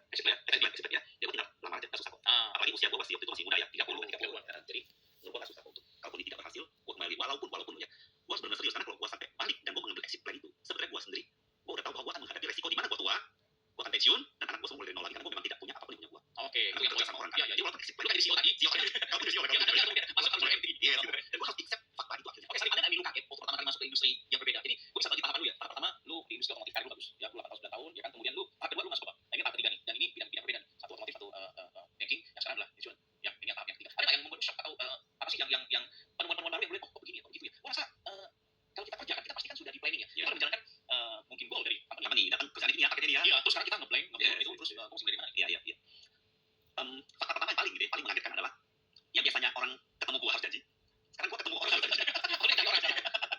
Jadi dulu orang harus antri ketemu gue gitu ya. Sekarang tiba-tiba bingung. Gue mesti siapa? Dan gue masih calling mereka untuk janji dong gitu ya. Dan mereka shock sih, orang di sekitar shock sih. Shock karir lu bagus ini. What the hell man? Kenapa lu Salim, oh my god, semua pengen kayak lu gitu. Pengen posisi lu gitu. Terus kemudian lu kok begini gitu ya. Jadi sampai temen gue belakang baru tahu ada rumor-rumor ya. Belakang baru tahu ada rumor-rumor. Oh, jangan keluar itu. Dan nyokap lu gini.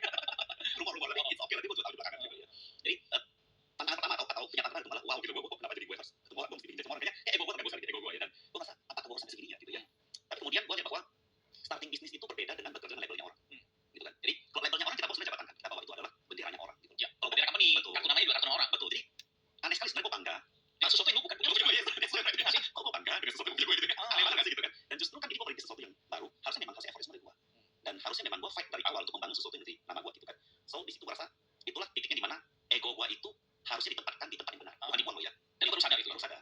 Nah di situ itu yang membuat gue bisa lebih cepat dan memutuskan untuk menjalani. Mungkin itu bisa jadi pertimbangan buat teman-teman yang lain ya untuk berani untuk mencoba melangkah jika anda merasa membangun sesuatu yang bukan punya anda, kenapa nggak untuk mencoba untuk memulai sesuatu yang menjadi milik anda. Betul. Dan betul sekali kenapa kita tidak rela melepaskan sesuatu yang bahkan sebenarnya kita. That makes sense. Betul. Ya. Jabatan punya gue, company gue punya gue. Jadi gue rasa gue own it. Salim kan ini ada tahun berapa ya di industri asuransi?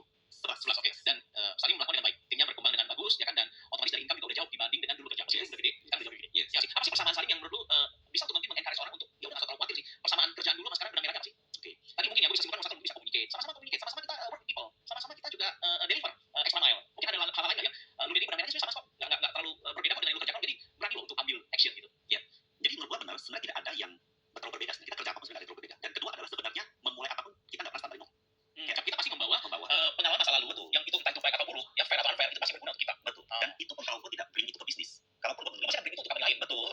nilai juga. orang lain. Betul. Dan dengan jabatan yang naik juga gue tetap harus naikin skill, gue juga harus belajar ulang lagi, gue juga explore ulang gitu kan, dan tentu membawa semua set of skill tadi dan experience tadi. Sebenarnya memang tidak different di antara kita move dari kerja company, gue move dari bisnis, pasti kepake, dan mau kita dibantu life hidup kita pasti seperti itu kok. Kita pasti membawa itu semua dan dipakai semua ditambah dengan belajar yang baru.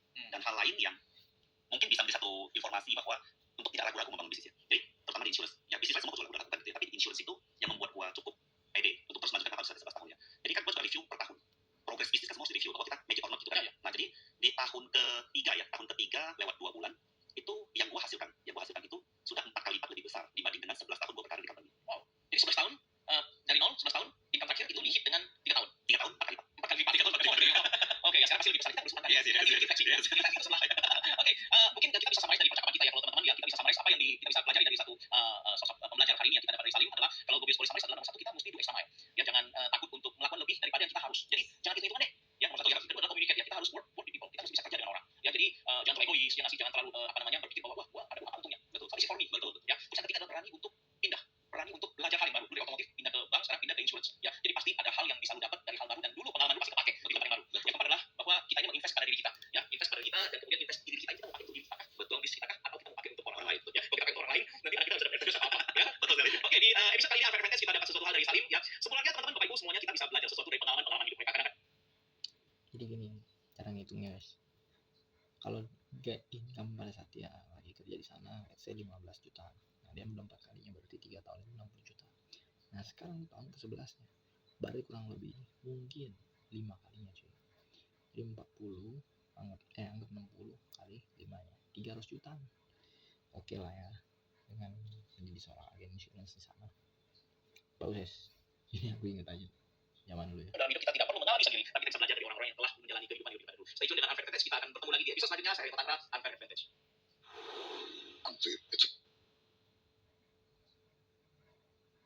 Orang yang udah lulus jadi dokter, and then kayak masa depannya cerah banget gitu ya, pasien ngantri segala macam gitu ya, tapi ternyata pada saat gue lulus ternyata tidak seperti yang gue Kita lulus harapkan. pepek. Saya Riko Tantra akan memandu Unfair Advantage.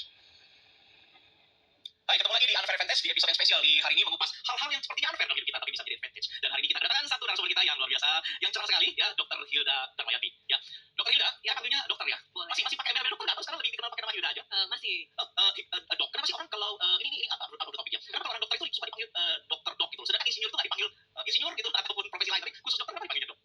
ya Ini ya, topiknya oke, apa apa oke. Cuma mungkin tuh dari kebiasaan aja kali ya, kebiasaan. Sometimes mungkin kita menghargai gelarnya gitu. Karena Gelar kalau aja, gelar. iya kayak dokter yang mungkin dokter yang udah ambil profesor gitu kan kita manggilnya prof, nggak dokter lagi. Oh iya ya? Ya, kayak misalnya kita ke klinik gitu ya, terus kayak gitu berobat, iya prof gimana prof gitu. Oke, I see. Mungkin dokter itu sekolahnya lebih susah dibanding yang lain gitu ya? Lebih lama, lebih panjang, and then memang dokter itu dari awal mesti attitude mesti lurus gitu loh kok. Jadi pasti di kedokteran itu ada senioritas gitu kok zaman dulu. Jadi yang junior itu udah terbiasa untuk punya attitude yang baik terhadap seniornya kayak gitu. Oke. Dari zaman S1 udah kayak gitu kok. Itu udah ibaratnya udah culture lah kok di kedokteran. Dari dulu ya, begitu ya. Oke, kita balik dulu. Jadi kan kita kan di podcast channel kita ini, YouTube kita ini. Oh ya, by the way jangan lupa untuk like, comment, subscribe dan bunyikan lonceng supaya bisa dapat notifikasi setiap kali kami publish video baru. Oke, Dr. Hilda ini mengambil jurusan kedokteran ya. Dan kemudian setelah kedokteran malah sekarang nggak jadi dokter. Malah sekarang balik ke bisnis. Ya, apa yang mendasari orang yang udah susah sekolah, ya masih butuh dokter itu setahu gua ya itu mesti punya dua. Mesti punya uang, sama mesti punya otak.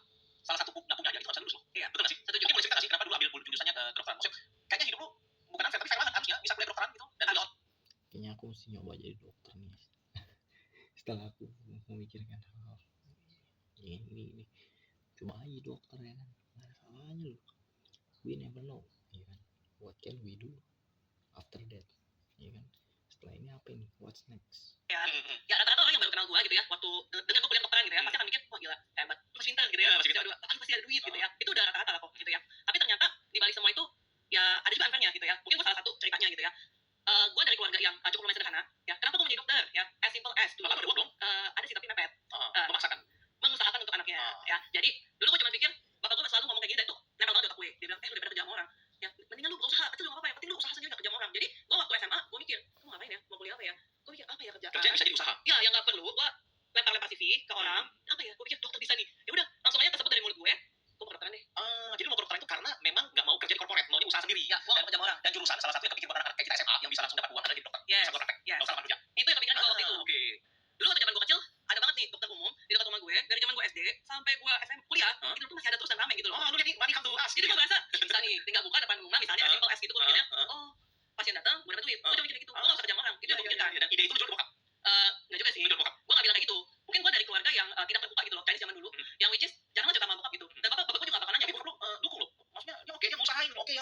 harus untuk ambil dokter gitu? Ya gue bersyukur sih. Hari itu gue inget banget ya, bokap gue bilang ya biasa lah kok ya, kalau misalnya kita kurang perencanaan dalam pendidikan gitu, itu zaman dulu ya, bokap gue waktu mau kuliahin gue pasti ada perdebatan lah kok. Ya di satu sisi bokap gue walaupun duitnya nggak pas-pas, tapi dia kan dukung anaknya mau kemana. Sedangkan nyokap gue lebih berpikir panjang, yang which is dokter lama mahal, nanti kalau misalnya duitnya nggak cukup gimana gitu kan, pasti ada kepikiran kayak gitu. Make sense juga sih, tapi ya berkat orang tua akhirnya gak berasa ya kok ya, tiba-tiba inget banget waktu itu nyokap gue bilang gila ya, akhirnya ini bayaran terakhir ya. Oh iya, udah gak bayar lagi nih, gak berasa ya. Terus kemudian kan lu kuliah berapa tahun? Gue kuliah kedokteran itu 4 tahun, ya biasa lah ya kayak orang S1. Harus koas kan ya? Habis itu setengah tahun tuh namanya sebelum koas lah, bang koas gitu ya. Habis itu koas sekitar 2 tahun lah. Habis selesai itu sumpah dokter. Habis itu sumpah dokter, itu gue harus namanya internship. Jadi lu ke daerah, and then lu digaji pemerintah. Gak bisa milih kan gitu kan, dilempar mana gitu ya? Waktu itu zaman gue gak bisa milih, tapi waktu zaman sekarang udah bisa Jadi milih. berapa tahun tuh lu spend untuk dapatkan namanya dokter? Sampai benar-benar gue bisa praktek ya, 8 tahun. 8 tahun, oke. Lu dengan 8 tahun, lu put lot of effort, waktu dan biaya. Terus kemudian sekarang ini lu tidak menggeluti disiplin itu udah belajar, itu kayaknya nggak fair loh buat orang yang ngebiayain lu, sama lu sendiri udah spend a lot of times. Apa yang membuat lu kemudian berpikir tidak mendukung apa yang udah lu pelajari? Setuju banget yang Koko bilang ya.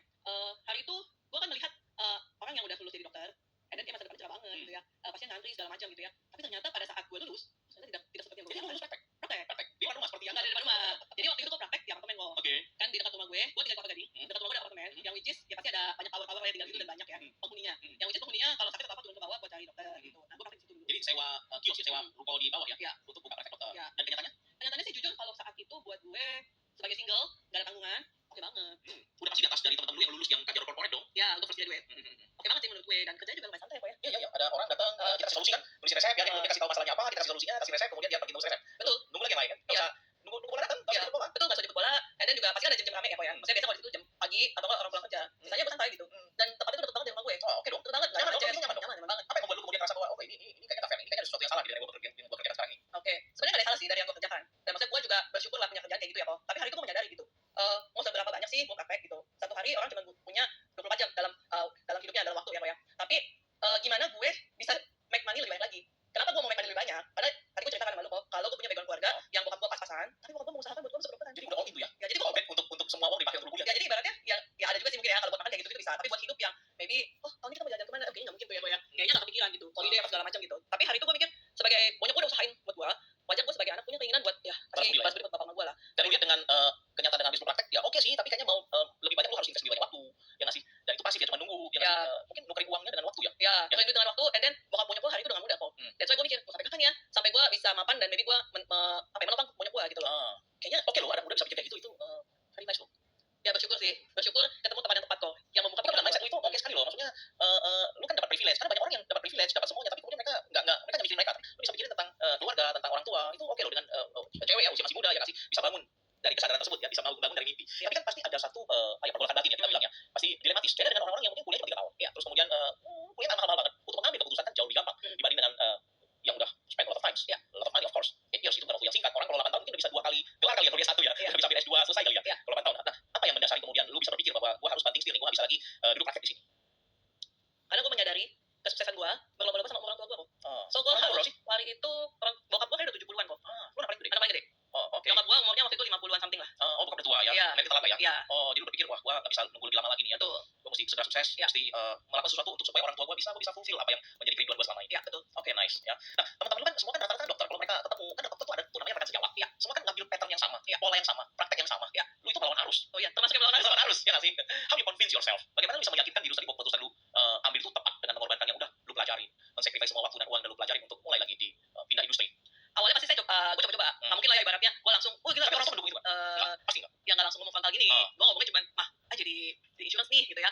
Coba-coba, ya iseng-iseng lah, kalau ada yang masuk dapet, kalau nggak juga nggak apa-apa. Jadi nanti dulu Pas aja. praktek tuh gitu. Masih awalnya. Tapi apa? Oh ya udah kalau cuma coba-coba mah gitu kan ya. Nah, tapi semakin gue jalanin ya, bersyukur sih ketemu sama bisnis yang tepat. Dan bisnis yang tepat kalau nggak ada sistemnya juga nggak bagus ya. Kalau kebetulan ada support system yang bagus, yang bikin gue bertambah yakin ya. Seiring gue jalanin ya dari bawah, seiring gue jalanin gue semakin yakin karena gue lihat hasilnya, sama gue lihat cerita orang-orang yang udah lebih dulu dibanding gue, yang masuk ke dunia ini, dunia insurance ini lebih dulu.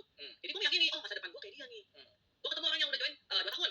Oh oke, minimal Itu ada rasa unfair nggak sih? Maksudnya mereka bukan beda. Gue itu udah sacrifice banyak. Orang tua gue udah sacrifice banyak. Gue juga udah pay a lot of times untuk gue bisa sampai seperti hari ini. Terus gue mesti unlearn semua. Gue mesti tumpahin semua. Mangkoknya kosong lagi. Dengan semua yang udah susah payah diisi di mangkok gue ini. Ya nggak sih? Orang tua put a lot of effort, put a lot of money. I also put a lot of times. Ya, terus gue mesti ini. Itu kan nggak banyak orang mau melakukan hal itu ya. ya memang jatuhnya dari nol lagi nih kok. Ya dan nggak banyak banget, mungkin hampir semua orang lah ya yang ketemuin, and then mereka tahu. Pasti mereka menyayangkan keputusan itu kan? Pasti kok. Jadi gue kalau bisa kalau ketemu orangnya gue pengen rekam, and then gue ceritain gitu. Pasti dia akan ngomong gini, wih hebat ya, jadi dokter keren banget. Sampai cerita waktu dia, lu praktek di mana gitu ya. Gue bilang, oh gue nggak praktek, gue sekarang di bisnis asuransi. Oh man. Terus dia pasti ngomong,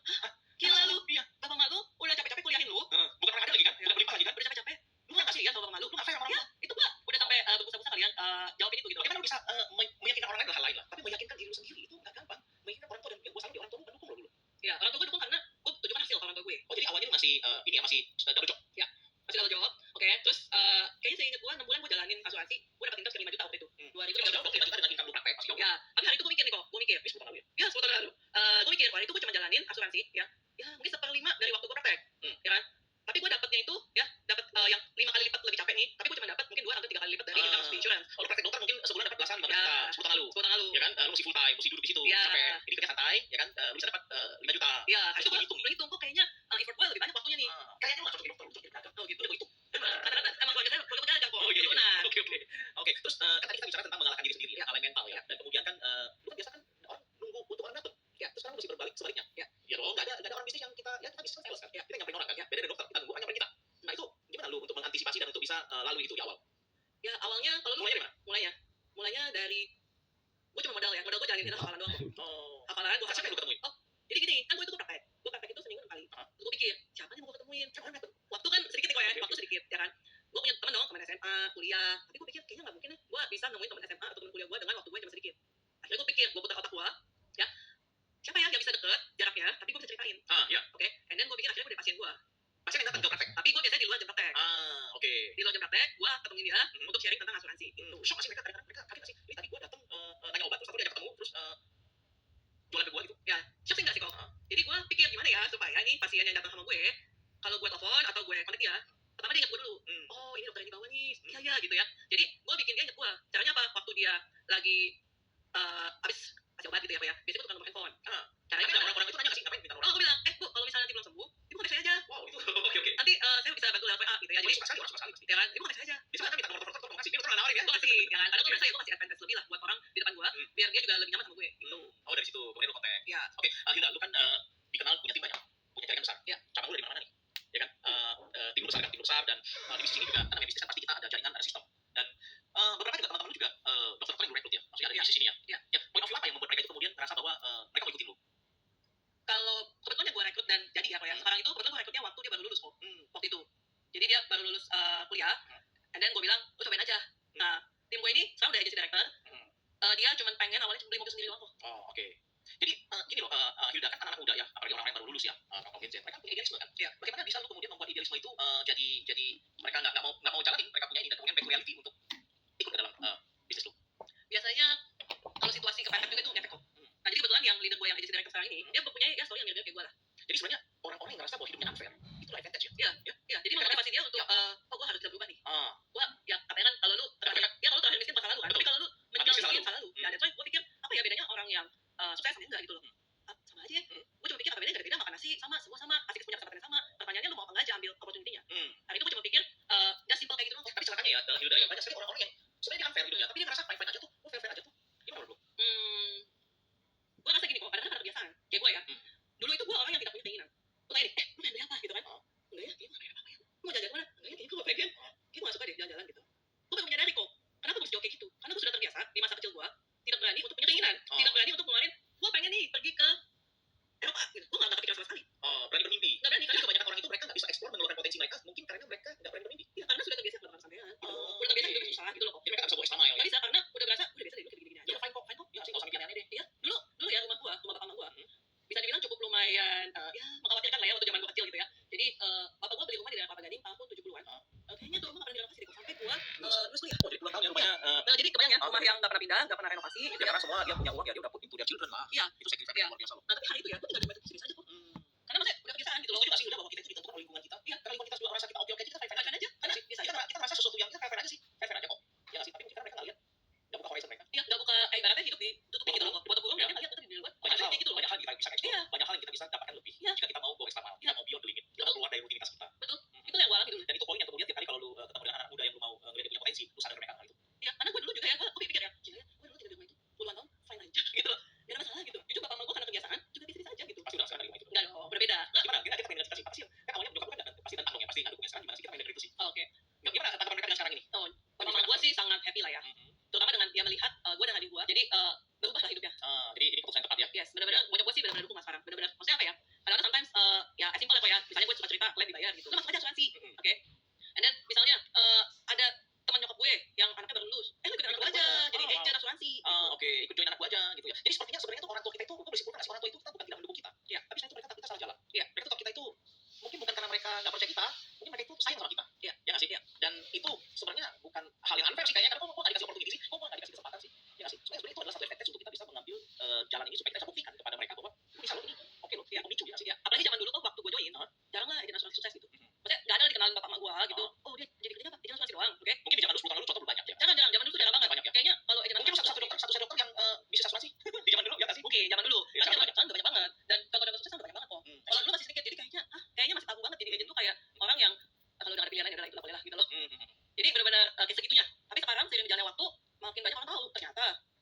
sih, bisa sukses. Oke, udah kalau lu boleh putar balik waktu if you could turn back time, ya lu masih mau sih kuliah dokter yang habisin waktu dan uang begitu banyak dan resources orang tua lu? Gue sih tetap mau kok, karena pasti ada gue hari ini, ya karena itu juga kok. Maksudnya itu yang membentuk gue juga kayak hari ini. Gitu. Jadi apapun sebenarnya yang udah kita lalui itu tidak boleh kita sesali ya. Betul, nggak perlu kita sesali. Pasti ada advantage. Pasti ada maksud baiknya lah kok. Ya, melihat hikmah di balik semua Ya. masalah yang sudah terjadi di masa lalu kita. Betul, Tidak perlu disesali. betul. Pasti ada hal baik di sini kita. Betul. Ya, maksud mungkin juga teman-teman yang udah habisin waktu kadang-kadang karena mereka terkungkung oleh nggak mau rela melepas masa lalu, mereka jadi nggak bisa jadi untuk lebih baik di masa depan. Betul, Ya setuju. nggak sih? Karena mereka terlalu melihat masa lalu. Sebenarnya kita nggak perlu ya. Masa lalu itu pasti ada hikmahnya buat kita. Betul. Ya. Dan mungkin kita boleh kasih dulu cerita apa sih mimpi lu di masa akan datang? Mimpi gue ya, mimpi gue Mimpi cita-cita yang belum tercapai.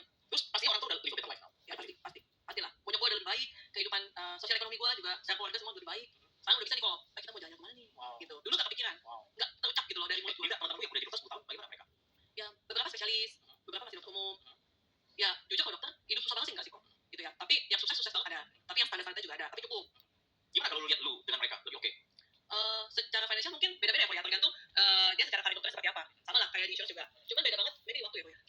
Di waktu. Ya karena dokter itu sebenarnya kan mereka dua skill ya. Ya, bukan skill mereka dengan uang ya. Ya. Jadi otomatis kalau misalnya kita mau lebih, ya kita mesti effort more. Ya. Effort more yang mungkin nggak bisa dimiliki oleh orang-orang yang pebisnis ya kita kan kita punya waktu lebih ya nggak sih? Ya waktu banget kok, betulan banget.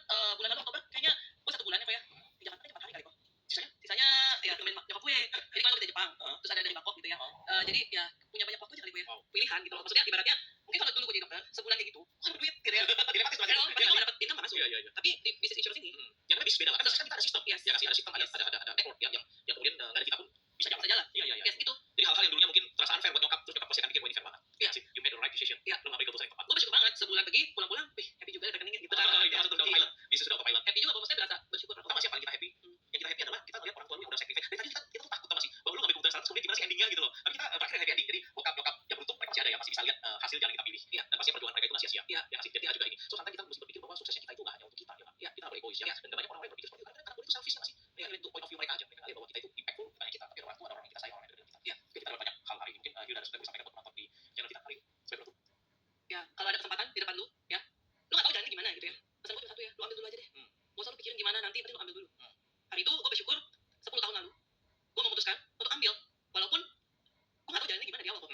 Tapi satu keputusan kecil impactnya gede banget sampai hari ini, dan gue sangat bersyukur gue ambil keputusan itu. Oke, dari pembicaraan kita bisa dapatkan beberapa kesimpulan. Yang nomor satu adalah apapun yang terjadi di kehidupan kita, ya kan, jangan lihat ke belakang. Ya, kita kalau merasa bahwa kita ini harus memang banting setir, kita harus melakukan hal yang berbeda karena kita ada impian yang mau dicapai, lakukanlah. Ya, jadi jangan banyak terkungkung oleh masa lalu. Ya. Jangan terkungkung oleh apapun dulu kita invest di masa lalu. Ya. Terus yang kedua adalah kita harus bermimpi lebih. Kita harus punya mimpi lebih karena hidup kita tidak hanya untuk kita. Ya, Ya, kita punya impact terhadap orang-orang yang ada di sekitar kita. Ya. Terus yang ketiga adalah mungkin adalah berani. Ya, keberanian itu mungkin tidak banyak orang mau lakukan, tapi butuh keberanian, ambil action untuk mencoba. Ya, mencoba setiap kesempatan yang datang dalam hidup kita. Ya. Oke.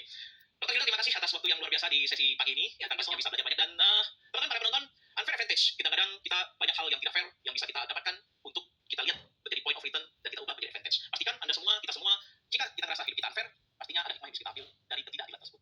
Ya, setiap hal yang terjadi pasti ada yang kita bisa ambil. Saya Rito Tandra, kita akan berjumpa lagi di episode mendatang. Unfair advantage. Cuma lihat dari luar aja. Sampai kalau ada yang nanya gitu, Pak, gue coba bilang gitu aja. Lu punya juga? Punya. Duit itu banyak, apa banyak banget? Banyak. Kalau nggak banyak banget, gue masuk lah. Gue bilang gitu. Saya Rito Tandra akan memandu unfair advantage. Mami, Michael nggak butuh makan enak, Michael nggak butuh baju bagus. Tapi yang Michael butuh adalah Mami nggak sering jemputnya telat gitu. Karena pada saat Mami jemput, Michael tuh lapar banget gitu loh. Saya Rito Tandra akan memandu unfair advantage. Oke, hai, ketemu lagi di unfair advantage. Seperti biasa kita punya bintang tamu, tapi sebelumnya saya ingatkan supaya semuanya tetap stay tune di channel ini. Jangan lupa like, share, subscribe, dan bunyikan lonceng supaya tidak ketinggalan notifikasi jika ada video baru yang kami publish. Hari ini saya bersama dengan Seri. Terima kasih Seri sudah datang. Ya, Seri ibu rumah tangga ya. Iya. Ibu rumah tangga punya perjalanan yang luar biasa. Mungkin saya bisa share kepada penonton dan yang subscribe kepada kita punya channel untuk ceritakan bagaimana perjalanannya Seri. Oke kok. Jadi background saya seorang ibu rumah tangga. Saya menikah muda kok dan saya punya anak tuh di usia muda. Berapa tahun waktu itu? 19 atau 20 tahun. Oke. Jadi lu mutusin menikah muda. Kamu yang gitu ya, kayaknya muda-muda udah nikah gitu ya. Oke, terus kemudian di Jakarta atau di Bagan waktu itu? Saya lahir di Bagan, menikah di Bagan lalu kemudian merantau ke Jakarta. Oke. Dan Ke Jakarta itu tahun 2015. 2015. Oke. Jadi yang tadinya itu seorang ibu rumah tangga, kemudian seiring waktu berjalan ya, di mana saya harus sebagai seorang pencari nafkah. Oke, single parent. Betul. Oke. Dulu pernah kerja nggak sebelumnya? Belum pernah sama sekali. Jadi dulu kali rumah tangga, terus tahu sesuatu terjadi dan jadi single parent. Oke. Punya anak? Satu. Waktu jadi single parent punya anak umur berapa? Anaknya umur berapa? Anaknya itu umur 5 tahun. 5 tahun ya. Waktu itu nggak gampang ya, 5 tahun masih Seri 20-an ya. Betul 24. Ya, 24 ya. Oke. Dan setelah sendiri single parent itu apa yang dikerjakan waktu itu? Kerja, usaha? Kerja awalnya nggak kerja ya, karena kan tadinya ibu rumah tangga. Nah, karena pada saat cerai itu saya dengan anaknya ngekos. Ngekos. Berdua ngekos. Di Jakarta? Di Jakarta. Nah, yang tadinya Ada saudara di Jakarta? ada. Ada, oke. Ada. Jadi jadi ngekos, kemudian yang tadinya nggak pernah tahu bagaimana caranya mendapatkan duit ya, maksudnya mendapatkan income ya, terpaksa harus cari uang. Nah, karena waktu itu nggak kerja, jadi saya jualan baju kok. Saya ke Mangga 2, ke Tanah Abang, saya ngambil baju, jual ke teman-teman sekolahan orang tua anak saya. Jadi pada dulu belum ada online ya? belum Belum ada online, belum ada TikTok ya, belum ada. ada. Oke, jadi beli baju terus dijual. Betul. Itu cukup. Nah, tadinya saya pikir mungkin itu cukup. Nah, nyatanya tuh enggak. Ya, boro-boro buat makan, tapi untuk bayar uang sekolah aja sering ada tunggakan. Nah, sampai anak saya namanya ditulisin di papan ya, Michael Handoko berapa bulan belum bayar uang sekolah. Itu sesusah itu ya? Banget. Sampai bayar ngekos aja pernah telat. Jadi nyewa di kamar gitu. Betul. Oh ya. Ada kerjaan nggak selain bisnis sebelumnya? Belum. Jadi tadinya saya pikir dengan cara jualan seperti itu saya bisa mengcover semua biaya ya. Ternyata enggak. Akhirnya kemudian saya pikir, Apa yang pernah kerjakan? nah saya kemudian berpikir gimana caranya saya bisa mendapatkan income tambahan. Nah, akhirnya saya pikir-pikir, saya melihat banyak sekali di tempat tinggal saya itu banyak sekali jual makanan, orang jual kue. Kemudian saya pikir mereka pasti membutuhkan telur. Nah kemudian saya datang ke salah satu agen telur, saya bilang, minimal saya ngambil berapa kilo untuk jual. Katanya minimal 1 peti, dia bilang gitu. Ya, peti ya? Betul. 1 peti kayaknya belasan kilo berapa itu? Berat itu 1 peti 15 kilo. 15 kilo. Itu udah peti petinya tuh ya, unsur dari gitu ya. Betul. Jadi beli dari agen ya. Nawarin, boleh nggak gua beli telur? Minimal berapa? Ditawarin ke yang mau yang jual makanan. Betul. Jadi saya datang ke salah satu beberapa tempat jual makanan. Saya bilang, biasa beli telur di mana? Katanya di pasar. Oh, sekilo berapa Nah, dia bilang ya sekian lah, itu udah ada pasarannya. Oke, boleh nggak besok saya hantarin mau pesan berapa kilo? Oh boleh, 5 kilo, ada 7 kilo, ada 8 kilo gitu. Jadi saya kumpulin, saya catat, ternyata terkumpul mungkin 30 kilo, 40 kilo. Jadi itu nggak kenal ya orangnya ya? Nggak kenal. Cuma datang ke nanya perlu telur nggak ya? Betul. Terus angkutnya pakai apa itu? Pakai motor. Pakai motor. Dia bawa motor, bawa telur. Iya, telurnya diikat di belakang. Sekali bawa 2-3 peti. 2-3 peti ya? Motor gitu ya? Wow, gua lagi bayangin lalu kan kecil ya? Pendek ya tuh bawa motor bawa telur ya? Wow. Lu ngerasa sih waktu itu kok hidup kok nggak fair banget ya? Banget kok. Banget. Itu masa yang paling sulit. Masih paling sulit. Tapi Saya tetap seperti itu. dari satu kos pindah ke kos yang lain. Kenapa mesti pindah? Karena nggak sanggup bayar. Oh, nggak sanggup bayar, enggak? Saya nggak diusir, tapi tahu diri. Oh, jadi pindah. Kos yang pertama itu saya sewa sebulan 1,2 juta. Kos yang pertama. Setelah masuk ke bulan kedua, saya bilang ke cicinya, Ci, boleh nggak saya bayar 2 minggu, setengah bulan? Cicinya mau nolak, mungkin merasa nggak enak ya. Terus dia bilang, oke boleh, tapi mulai bulan depan harus per bulan ya, dia bilang gitu. Akhirnya saya serahkan 600 ribu untuk 2 minggu pertama, kemudian setelah 2 minggu lagi saya serahkan lagi 600 ribu. Berarti total sewa 2 bulan.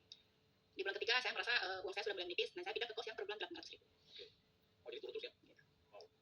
Waktu itu motivasinya cuma sekedar supaya bisa hidup aja ya? Betul, bisa makan kok. Bisa makan. Oke. Ada dukungan keluarga atau masih punya keluarga saudara? Masih punya keluarga, punya saudara. Tapi saya prinsipnya itu tidak mau nyusahin orang kok. Karena tinggal sama saudara, ada keluarga keras nggak? Ya nyari saudara keluarga tinggal mereka apa? Saya kalau datang mereka tidak keberatan pastinya, tapi saya tidak mau nyusahin. Oke. Nah, karena saya merasa ya tanggung jawab itu, hidup itu tanggung jawab sendiri. Wow. Oh, saya lu luar biasa sekali loh ya. Wow. Oke. Nah, berapa lama itu maksudnya setelah jualan baju ya terus jual telur, ada apa lagi yang dikerjakan? Jualan baju kayaknya itu aja Oke. Oke, terus setelah itu berapa bisa ada di ya kan kita kenal kayaknya sepertinya sudah tahunnya sudah oke ya. Ya. Setelah itu kemudian langsung ke pindah ke bisnis atau apa?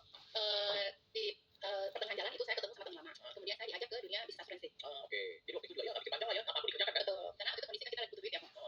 Nah, seri kan kuliah maaf ya, pendidikan nggak tinggi kan ya? Kan pasti perlu banyak adaptasi, butuh belajar teknologi, belajar komputer, belajar segala macam administrasi, ya nggak sih? Kemudian juga nggak ada kenalan kan di Jakarta. Mulainya dari mana tuh pertama kali mau bertemu dengan nasabah, ketemu klien, get prospek dan itu kenalnya dari mana tuh? Itu pertama kali saya prospek ya. Prospek itu saya ke saudara yang lama nggak ketemu. Itu saya kontak mereka, saya datangin ke mereka dan saya tawarin mereka. Oh, oke, mereka oke. Mereka oke. Oh, oke. Cukup dari situ. Nggak cukup kok. Banyak saudara Jakarta. Nggak banyak. Waktu itu nggak banyak. Jadi habis dong. Saudara ambil udah habis. Terus mana lagi waktu itu? Dari referensi, kemudian dari yang sudah ngambil produk sama kita minta referensi, terus dari teman. Oh, jadi kan masih ngasuh anak kan ya? Tinggal cuma berdua kan? Berdua. Jadi gimana bagi waktunya kalau anak dan di rumah nggak ada orang kan nggak ada suster, nggak ada rumah, nggak ada siapa-siapa. Nggak ada siapa-siapa. Jadi saya manfaatkan waktu ketika anak sekolah itu saya pergi prospek. Oke. Nah, setelah prospek jemput anak dong ya. Jemput itu bukan sekali 2 kali ya. Itu sering terjadi ketika saya datang ke sekolah jemput anak itu udah semua udah pada pulang kok. Setelah jemput, Sering. setelah jemput karena mungkin masih waktu anak selesai kita masih ketemu orang ya. Betul, karena waktu anak TK itu jam sekolahnya kan pendek ya. Oh, jadi nggak nunggu. Oh, itu menyedihkan. Anak ngerti. Ngerti. Itu sangat menyedihkan. Berapa tahun susah seperti itu? Dari lama itu berapa tahun? Berapa tahun ya itu masa-masa yang paling sulit itu pada saat pertama mulai itu kok. Berapa tahun sorry? Saya Adaptasi sampai dengan mulai terbiasa 3-4 tahun. 3-4 tahun ya. Jadi tiap hari antar anak naik motor, Betul. antar anak habis itu pergi prospek. Saya itu jemput anak lagi. Jemput anak pulang sekolah, dia pulang ke kos, kasih anak makan mandi, kemudian saya ngantar dia pergi les. Oke, anak pergi les. Tadinya yang dia les jam 4, terpaksa saya datang jam 2. Oh, jadi biar tunggu di situ. Biar tunggu di situ, drop dulu dan saya kerja lagi, ketemu orang lagi. Oke, jemput lagi jam. Jemput lagi harusnya kan dia jam 4 sampai jam 6 ya. Jemput kadang juga jam 7 ya, sering telat juga. Oh, jadi anak itu kebanyakan nunggu di tempat les dan di sekolah ya? Oke, jadi jam 2 udah ngantar les, jemput lagi jam 7. Gimana ketika saya sampai anak bilang, aduh mami, mereka udah lapar banget gitu loh, karena jam makannya udah lewat. Jemputnya jam berapa? Pulang les harusnya jam 6, kadang jam 7 lewat, setengah 8 Belum makan malam. belum makan. Karena kadang posisi saya kan juga macet ya, karena juga lagi ketemu naik motor. Jadi itu yang paling sulit. Kenapa nggak dibawain bekal? Itu kan masih TK ya, jadi kalau bawain bekal saya repotin lagi guru lesnya.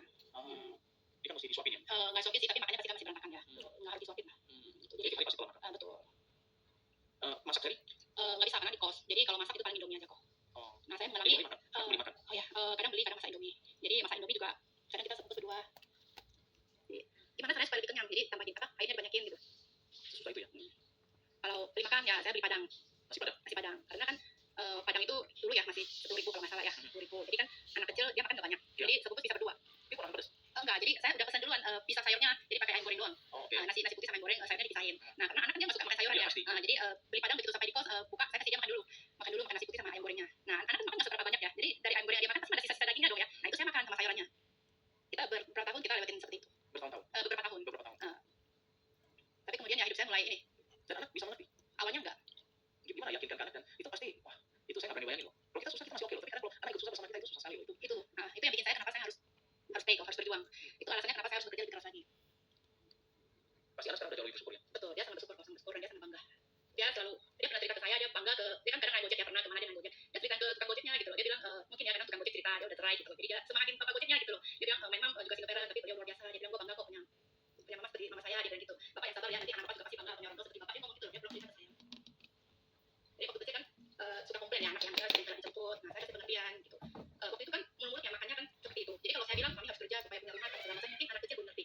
Jadi saya bilang Michael sabar ya, mami harus berjuang seperti ini karena mami mau kita hidup lebih layak ya. Nanti mami bisa bawa Michael makan di restoran makan yang lebih enak. Ya, dia cuma diam, nggak kasih jawaban apapun, tapi setelah malamnya dia kasih saya satu catatan. Dia bilang mami Michael nggak butuh makan enak, Michael nggak butuh baju bagus, tapi yang Michael butuh adalah mami nggak sering jemputnya telat gitu. Karena pada saat mami jemput Michael tuh rapi banget gitu loh. Oh, itu kayaknya susah sekali hidupnya, fair banget ya. Betul. Pernah nggak sih menyesali kok, wah hidupnya begini nggak kayak orang lain gitu. Pernah di tahap seperti itu. Menyerang gitu. Apa yang buat? Karena saya punya alasan ya untuk melakukan semua ini ya. Kita punya tanggung jawab sebagai seorang anak juga sebagai seorang tua. Saya berpikir bahwa kita waktu kecil juga orang tuanya hidupnya susah banget. Nah kenapa kita menjadi dewasa nggak berjuang buat mereka? Orang tua nggak pernah nuntut kok, nggak pernah nuntut. Tapi kita punya Orang tua tahu susahnya saya. awalnya nggak tahu karena orang tua masih di kampung. Dan saya tidak pernah menceritakan tentang kesusahan Jadi saya. orang tua tahunya saya kerja apa?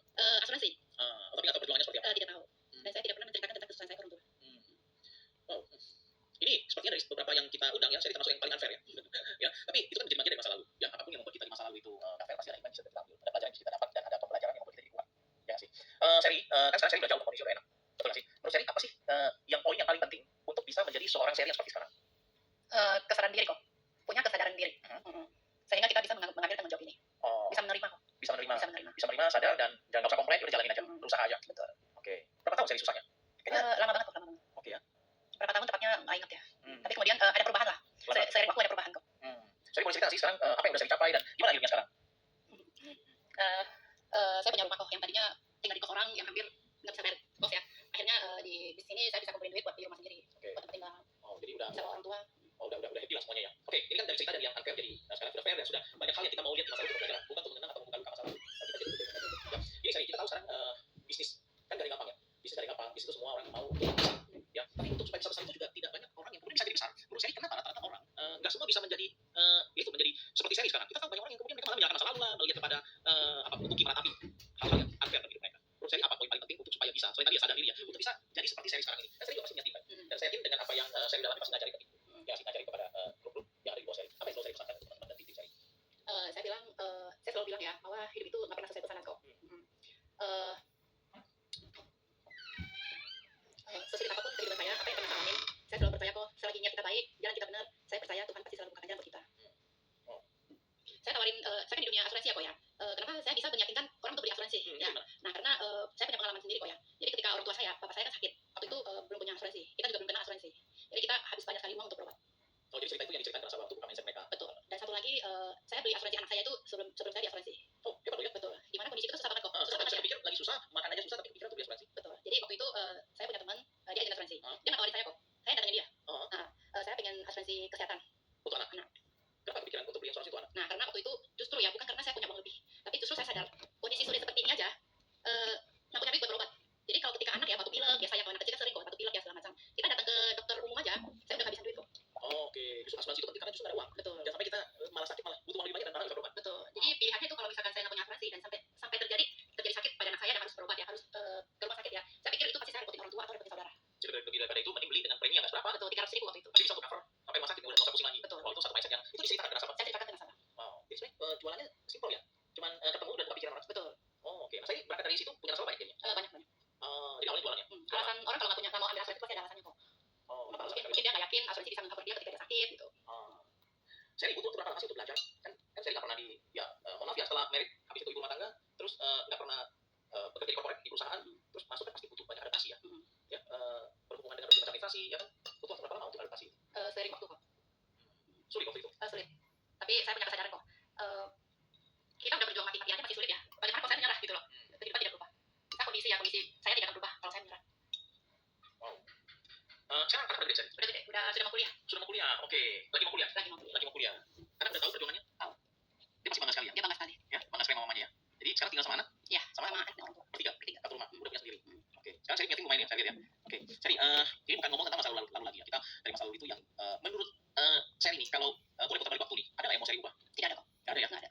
Jadi semuanya oke. Semuanya oke. Semua hal-hal yang nggak fair itu oke. Oke, karena saya percaya yang terjadi yang terbaik kok. Wow, bisa menerima ya. Jadi sebenarnya kita itu paling penting berdamai dengan diri kita ya. Betul. Ya, kita bisa terima, kita bisa jalanin apa aja lalui aja. Betul. Dan nggak ada yang perlu disesali. Betul. Karena apapun yang terjadi itu pasti buat kita lebih kuat. Betul. Pasti ada hikmah, ada advantage, ada keuntungan di balik tantangan yang kita hadapi. Saya punya mimpi apa untuk depannya? Kan anak udah gede ya? Anak udah gede dan saya juga masih muda kan? Umur 40, 30 berapa? Belum kok. 37 ya? Oh, 37 anak udah mau kuliah ya? Apa harapan saya di depannya? Harapan saya di bisnis insurance ya kok ya. Saya bisa. Apa? Di bisnis insurance, di keluarga, di mimpi-mimpi yang mungkin belum di-achieve. Kita mau tahu seberapa seorang seri yang dulu di bawah sekali ya. Akhirnya kita melihat berapa mimpi ya. Kalau di sini kan kita melihat apa yang dicapai.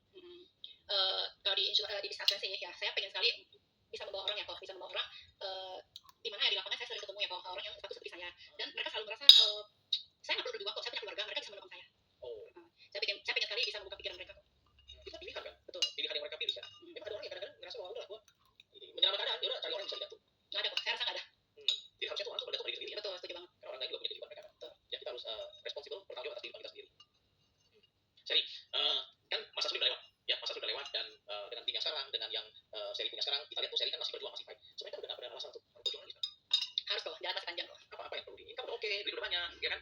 Anak udah gede, ya kan? Uang kuliah udah beres. Apa lagi yang mau dikejar? Saya masih pengen tambah aset kok. Oh, tambah aset. Pengen tambah aset. Kenapa kepikir tambah aset? Jadi kita kan nggak kerja sampai tua ya kok ya. Mau kerja sampai tua itu pilihan. Jadi saya pengen punya aset di mana ketika tua, kalaupun saya masih bekerja, itu bukan karena terpaksa harus kerja, tapi karena pilihan kok. Capek kerja. Oh, pengen ada passive income dari aset. Betul. Oh, wow, ya dari dulu ngekos nggak punya aset, sekarang udah punya aset, malah mau tambah aset. Oh, jadi motivasi sekarang tambah aset. Oke. Dan saya sangat termotivasi. Saya kita membawa orang tua ke luar negeri. Karena orang tua kan dari kecil susah banget ya kok ya, susah banget. Kemudian sebelum mampu untuk luar negeri ya orang tua mungkin hanya bisa melihat foto temannya, saudara yang luar negeri. Tapi sekarang saya bersyukur kalau kita bisa bawa orang tua ke luar negeri. Seri yang dulu dan seri yang sekarang lebih rajin mana? Kalau lu lihat? Yang dulu kapan itu kok? Dulu yang waktu lagi berjuang dengan yang sekarang lebih rajin mana? Sama, masih tetap rajin kok. Tetap rajin ya. Oke, nah kadang-kadang itu orang kan waktu lagi sulit, ya mereka berjuang. Tapi waktu mereka sudah keluar dari zona sulit, ya mereka masuk zona nyaman, mereka mulai ya sedikit bisa gimana untuk bisa maintain semangat dan etos kerja tetap stabil, tetap rajin seperti itu. Karena saya punya visi kok. Visi itu penting ya? Penting banget. Visi apa? Seperti tadi cerita. Oh, goal ya, goal tadi ya. Oh, jadi kita perlu upgrade goal kita. Upgrade goal kita. Betul. Udah, dulu mungkin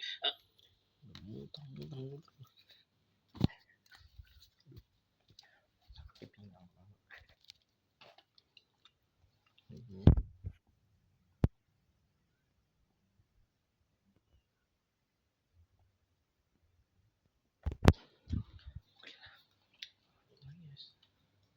Panjang awas.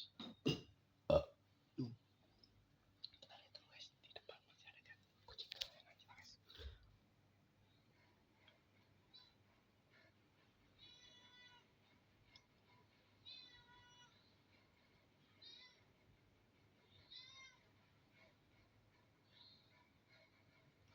Masih meong-meong tapi ada orang yang ada kucing guys. Ada dia. Curug kukuk. Kabar curug kukuk. Meong-meong aja dia. Dapat jackpot di hari ini guys.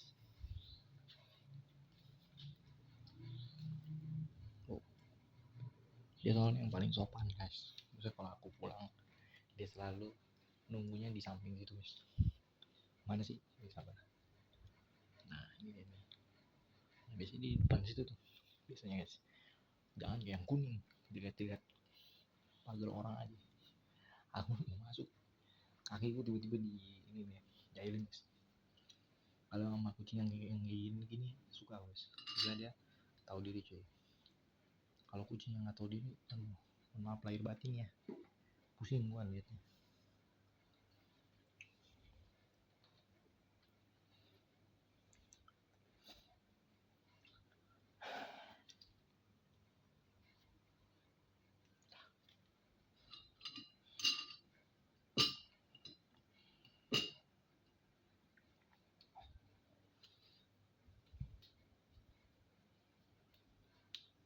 Udah sip. senang aja bos kalau misalnya kasihnya sama yang tahu diri gini. Kalau yang kurang tahu diri mah ngeselin, jadi malu mah, gangguin mulu ya, jadi malas aku juga mau ngasihnya. Mantap, sendirian aja deh guys, tapi biasanya ada temennya. Mana woi temen woi, ada guys, si Barli si Barli pengen jadi temennya guys. Lupa kayak orang bingung, bilang udah lupa juga masih tanya mulu, kayak apa aja kalau dibilang. Manusia kan bisa lupa ya. Udah kali ya, udah nih kayaknya.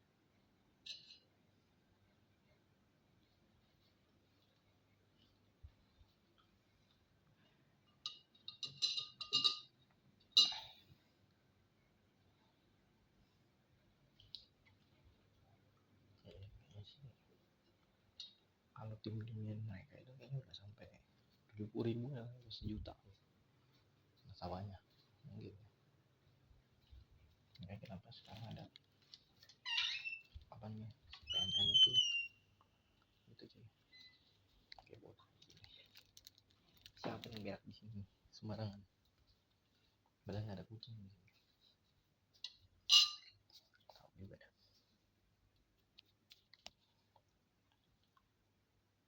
Belum penuh ternyata baterainya. Ini gimana ini? Sama setengah. Nah, guys, udah agak kabur nih mataku.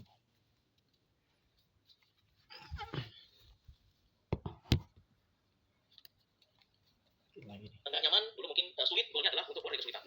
Udah keluar dari kesulitan, goalnya adalah untuk pengen nambah aset. Jadi selalu dari goal kita. Dan saya punya visi untuk menciptakan orang-orang seperti saya, untuk melahirkan orang-orang seperti saya. Membantu orang-orang Betul. di luar sana. Betul. Pasti teman-teman dan tim-tim saya sama nggak mas Elia? Bangga. Ya kita dengar aja bangga. Saya penonton juga pasti bangga. Saya dapat pesan buat orang-orang, buat penonton yang mungkin mereka masih struggle hidup mereka. Karena di channel kita ini kan kita mengundang orang-orang yang kita lihat ada sesuatu yang mereka sudah lalui dalam hidup mereka, yang mungkin kelihatannya nggak fair, tapi mereka berhasil overcome itu, mereka berhasil menangani itu, akhirnya mereka bisa keluar dari situ, ya supaya bisa menginspirasi orang. Nah, hidup kan seperti tadi saya bilang, semua susah ke sana, dan yang nggak susah ke sana itu kita nggak bisa ngapain, kita juga bisa, ya udah terjadi, udah dihidangkan di depan kita tetap harus ngambil. Nah, Seri, mungkin di terakhir ya, pesan-pesan terakhir ini, kalau Seri boleh share atau mungkin boleh kasih input, kasih pesan-pesan kepada teman-teman yang lagi nonton seperti di channel kita ini, apa yang Seri mau pesan? Jadi saya mau kasih tahu teman-teman ya bahwa nggak semua orang tuh hidupnya baik-baik saja. Ya, setiap orang itu punya perjuangan ya, punya masalah. Ya, jadi jangan berharap itu hidup kita baik-baik saja nggak pernah ada masalah. Ya, dan saya orangnya itu pantang mengeluh kok. Pantang mengeluh. Betul. Jadi ada yang tahu. Bukan nggak ada yang tahu. Jadi mungkin bisa ditanyakan ke orang-orang sekeliling saya, apakah pernah seorang Seri itu mengeluh hidupnya susah? Ya, itu nggak pernah sama sekali. Karena saya sadar ya, mengeluh itu tidak membuat hidup kita lebih baik gitu loh. Nah, yang ada itu kita mencari caranya bagaimana caranya hidup kita itu berubah dengan cara yang benar dan cara yang baik. Wow. Seri punya mindset itu ada yang kasih tahu atau menemukan sendiri? Itu semuanya terbentuk ya Ko ya dari situasi yang tidak sulit yang saya hadapin selama itu. Pembelajaran itu ya. Betul. Oke. Jadi kemudian kan pada saat itu kan masa sulit ya Ko ya. Jadi kita berpikir bahwa ya sesulit apapun ya itu hidup kita yang harus bertanggung jawab, kita harus mencari caranya gimana cara kita bisa keluar dari lingkaran ini. Seri, kita udah masuk di akhir sesi kita ya, kita mau merangkum apa yang udah kita bahas, dan mungkin gue bisa merangkum ada 3 hal yang gue bisa dapat. Yang nomor 1 adalah kita susah ke sana, betul. Apapun yang terjadi dalam hidup kita, baik itu baik atau buruk, kita bisa pilih. Yang kita bisa lakukan adalah action kita terhadap tindakan yang kita alami dalam hidup kita, yang kita dapat. Yang kedua adalah jangan menyerah dalam kehidupan, yang semua pasti bisa keluar dari kesulitan asal kita terus berjuang dan kita terus berusaha.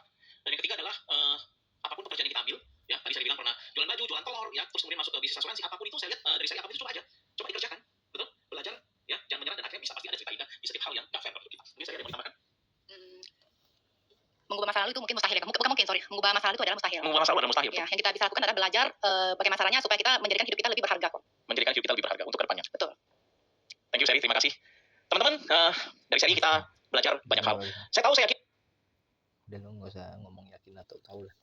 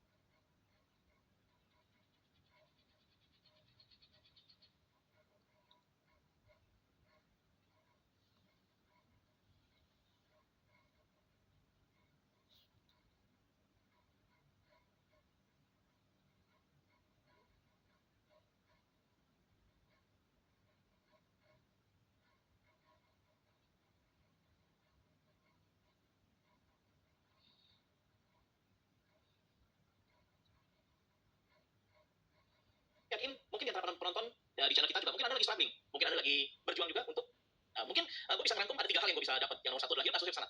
Betul? Apapun yang terjadi dalam hidup kita, baik itu baik atau buruk, kita harus pilih. Yang kita bisa lakukan adalah action kita terhadap tindakan yang kita alami dalam hidup kita. Yang kita dapat. Yang kedua adalah jangan menyerah dalam kehidupan. Yang semua pasti bisa keluar dari kesulitan. Asal kita terus berjuang dan kita terus berusaha. Dan yang ketiga adalah apapun pekerjaan yang kita ambil, ya tadi saya bilang pernah jualan baju, jualan telur, ya terus kemudian masuk ke bisnis asuransi, apapun itu saya lihat dari saya apapun itu coba aja, coba dikerjakan, betul, belajar, ya jangan menyerah dan akhirnya bisa pasti ada cerita indah di setiap hal yang gak fair dalam hidup kita. Ini saya lihat yang mau ditambahkan.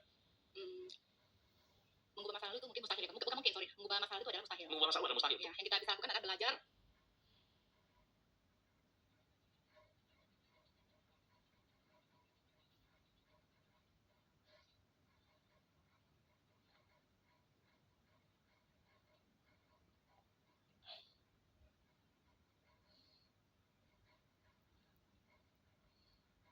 Bagaimana caranya supaya kita menjadikan hidup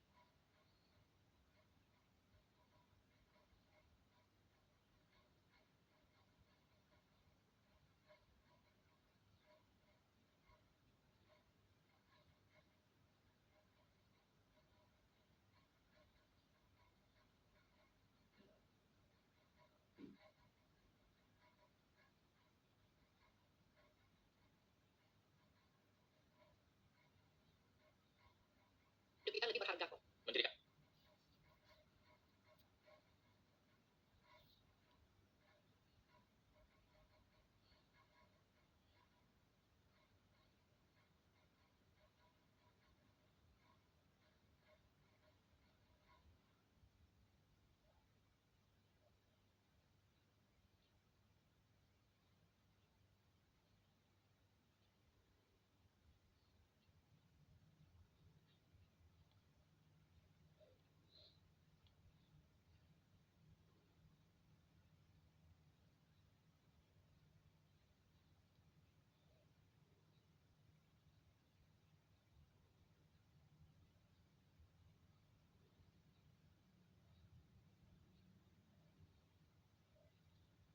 Jadikan hidup kita lebih berharga untuk kedepannya. Betul.